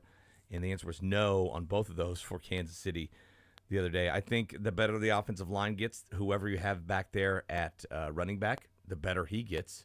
Whoever is your, first, second, third, fourth wide receiver, the better they get as well. So I think it's all connected. And that would be where I would look. The problem is, like we talked about, you're drafting 31, and there's other teams know that recipe as well. So you'll see what's left. And the Chiefs have always gone, best player available. I think it's the best way to do it when you're drafting that low. But yes, I think what is it, like 30 guys could be hitting free agency on this team. It could take on a very different look. 28, 29, something like that, I counted. And I was trying to look up points per drive because I do love what you brought up as far as the extended plays. And that's I'm with you there, but that's more or less going to my point of they're not having the explosive plays. So when you do get these 4-yard, air yard receptions, how can you turn those into 9 versus turning that 4 into 6? Well, I think Rasheed is a great guy to do that. He's a guy that can shed tacklers. We saw the deep ball, more this year, I think, than we saw the last 2 years, just with Worthy and what he's able to do. You finally have that guy that can occasionally take the top off of defense.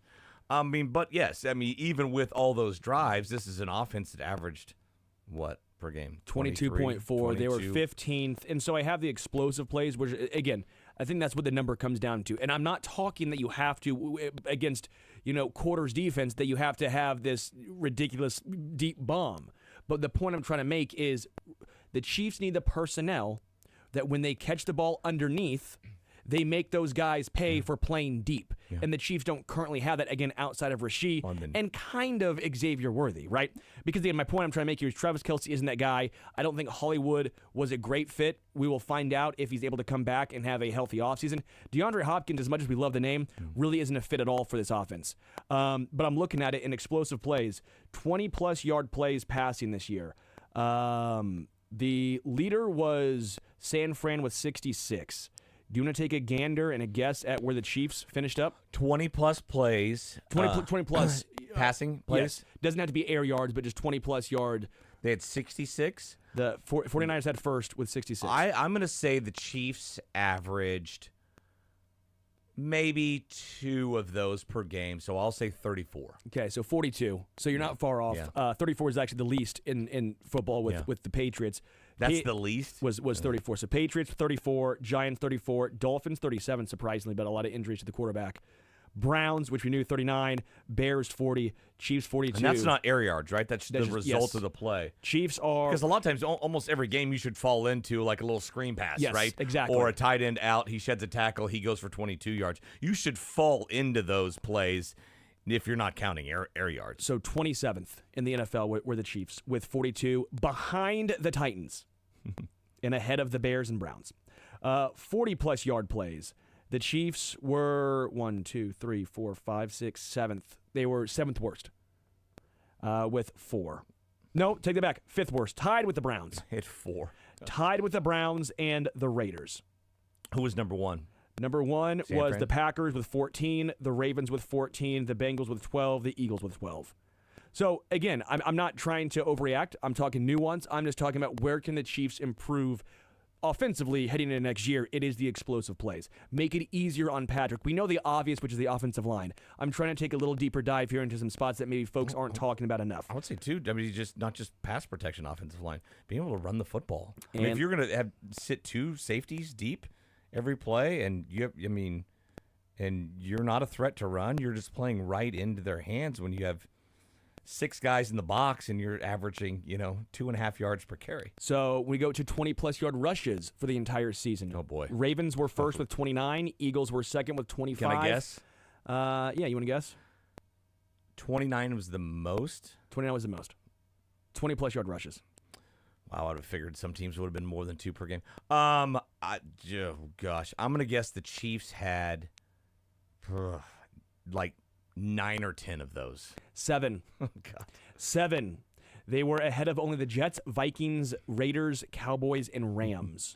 They were behind the Browns, or they were tied, I guess, with the Browns and the Saints. Bad. So 40-plus yards. Although I will say the running game took on a different dynamic this year, and I think one of the big reasons why they were able to sustain those drives was, yes, a little bit, okay, Mahomes taking what's given him down the, dink and dunk down the field, but a lot of it had to do with Kareem Hunt, where 3rd and 2 wasn't ball game anymore. 3rd and 2, you felt confident, okay, he's going to push the pile forward and get a first down. The 4th and 1s they would occasionally go for, okay, they were much better at.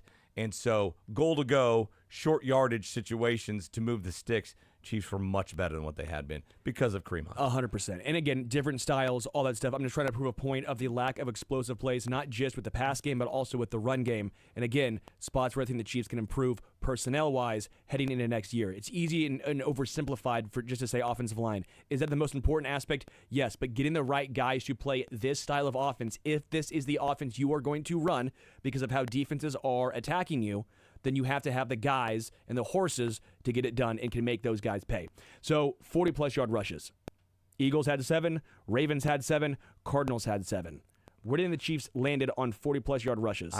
I watched every play of every game. I don't remember a single 40-yard rush, but I'm going to say maybe I forgot. I will do the +1 theory. Yeah, it's I'll 0. go 1. It's 0. It's 0. So overthought it. you want, and again, this is just my point of where I think the Chiefs can improve.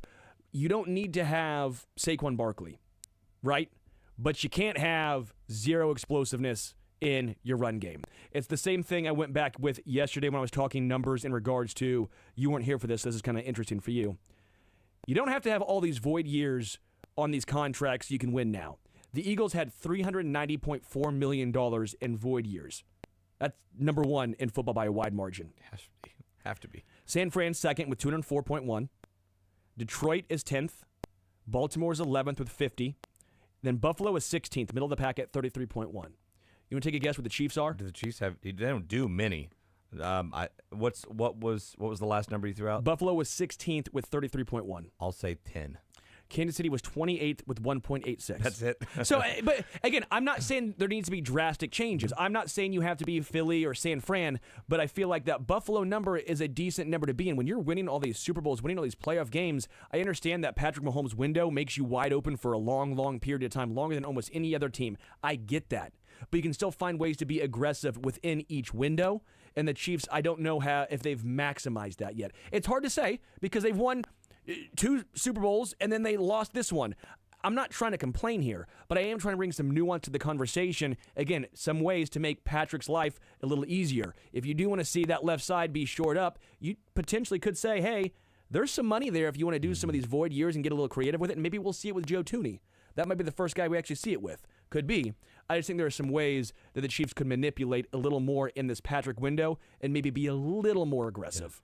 Yeah. It's funny how last year I feel the Chiefs had so many more flaws top to bottom than they do now. But it's a matter of winning that Super Bowl as opposed to losing it. And all of a sudden, those weaknesses are just way more glaring. Or because you overlooked it because they won, and that's what we did a lot this year too. When they went 15-2 in a lot of these close games, what did we say? Well, they keep winning. So let's be real. They 11-6 last year. Probably could have been 11-6 this year. Could have been could have been close to it. Could have been 12-5 last year. Could have been 12-5 this. You know what I'm saying? Like, I understand that. And I'm not trying to complain. Again, I'm not trying to take what we are witnessing here in Kansas City for granted. I just think, again, there are ways that you can make life easier on some of these guys. And I think that these are some of the ways, personnel, some of the cap modifications you can use, just some of the more underlying things that are just not offensive line. Be great if you could compare that or combine that 2020 regular season, right, when they just ran through people, run it back to her, with, say, what the 2019 playoff season where they won every game by double digits, right? Yeah. that's they're right there, right? We've seen it before with these guys, and then but since then it's been kind of piecing. But that's why I go to 2022 together. That's why I go to 2022 because that was post Tyreek, which I think is fair to use, right? Post Tyreek, and when the team got more balanced overall by spending more draft capital and resources on the defensive side of the football. And so I think 2022 that's the team I'm looking at. That's the structure I'm looking towards in this particular era or window of the Chiefs. That's the team I think that's almost the pinnacle. Yeah. So we'll take a break. We'll come back. Cuts up next. Mick, let's laugh, baby. I can't wait.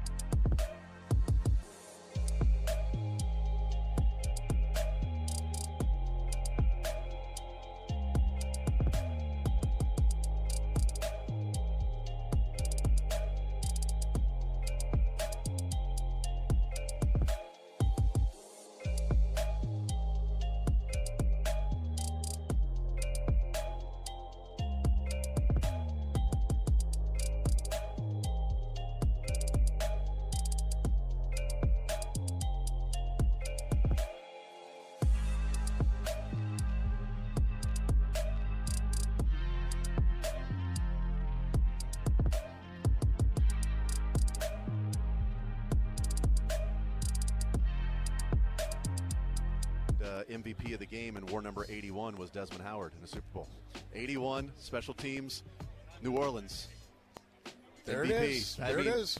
Thanks for that. That's what I'm saying is place money on Remigio to be Super Bowl MVP because there's dumber picks than that. Let me put it that way. What happened? Did he win? It was the wrong special teamer. It should have been Cooper DeJean. Should have been. True, yeah. Will Compton with Bussin' with the Boys. Earlier this year when he broke the franchise record, you see him to not really hit the dunk on the field goal post. And then every time you see him to hit the open field, you might be getting hawked down. I'm not saying it, but I think a lot of people would like to know if you feel like you've lost his step. It's motivation right there, isn't it? I've been eating clean. I haven't been drinking as much. I'm a little lower on the pounds this week, so hopefully I can run away from some Eagles out there. But I also saw you run your 40 the other day, and we might be in the same boat, bud. I was in the room for that. Wow. Yeah. Was well it- done, Compton. Was he as happy? It sounded like he was kind of, joking back with him, but was that a... Yeah, they know each other. It was. I thought it was going to be way funnier when he got up, and the question wasn't that funny. And then Travis. I thought didn't that really- was more Travis's response Yeah. being the cut there.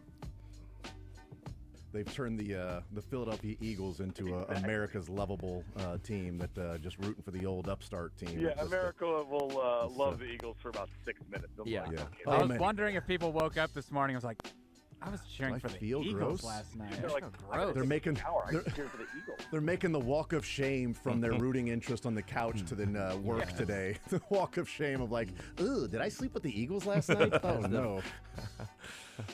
That's good. Once you're past like 8 or 9 inches, just get bigger and bigger and more. You know what I mean? Well. Yeah, no, I mean I did that on purpose. Good job. I did it on purpose. We're trying to rebuild our Catalog? our catalog for this Friday. You know what I mean? I love the Jasons. It's Mick's favorite. I love we're It's getting more innuendo. Jasons. When at times you need to let the Brett Favre out. Pause. No. You need to let a gunslinger out. I caught myself right away. I realized. Not right away, actually. right Not away. right away. I said pause pretty quickly after you let Brett Favre You out. caught yourself after you said it, which I don't think is you catching yourself. If you've already said it, have you caught yourself? I don't think so. You catch yourself before you say it. I caught myself quick, though. I still don't think you caught yourself at all. You regretted it quickly. I regretted that one really quick. Right, let the Brett Favre. Oh, no. Maybe, I don't know. That seemed planned. That seemed like I'm going to Well, say it this- and then pretend. This I next didn't. one is planned. Okay. yeah, I like your poll, Mick. Well, Yeah, thank you. Yeah, that was Appreciate it. planned. I had to That was cut out planned. the part where Jason's talking about him laughing, looking at me while he said it. So I was talking about your college basketball poll. Thank you very Right. much. I thought it was a my good... rankings. Do you like my rankings? Do you like my rankings? Who calls it a ranking? Do we have any more, Dylan? I do in front of you now. Why? Come on, it's a poll. College football poll. College basketball poll. I liked your college Rankings. basketball poll. Yeah, thank you. Appreciate that. I like this bourbon, too, I'll tell you that much. I'm about done with mine. Dylan? I got a refill. Dylan at 2 o'clock gets a chance it's like to the Bud sip. Light commercial. 3, 2, 2, 1. Bottoms up.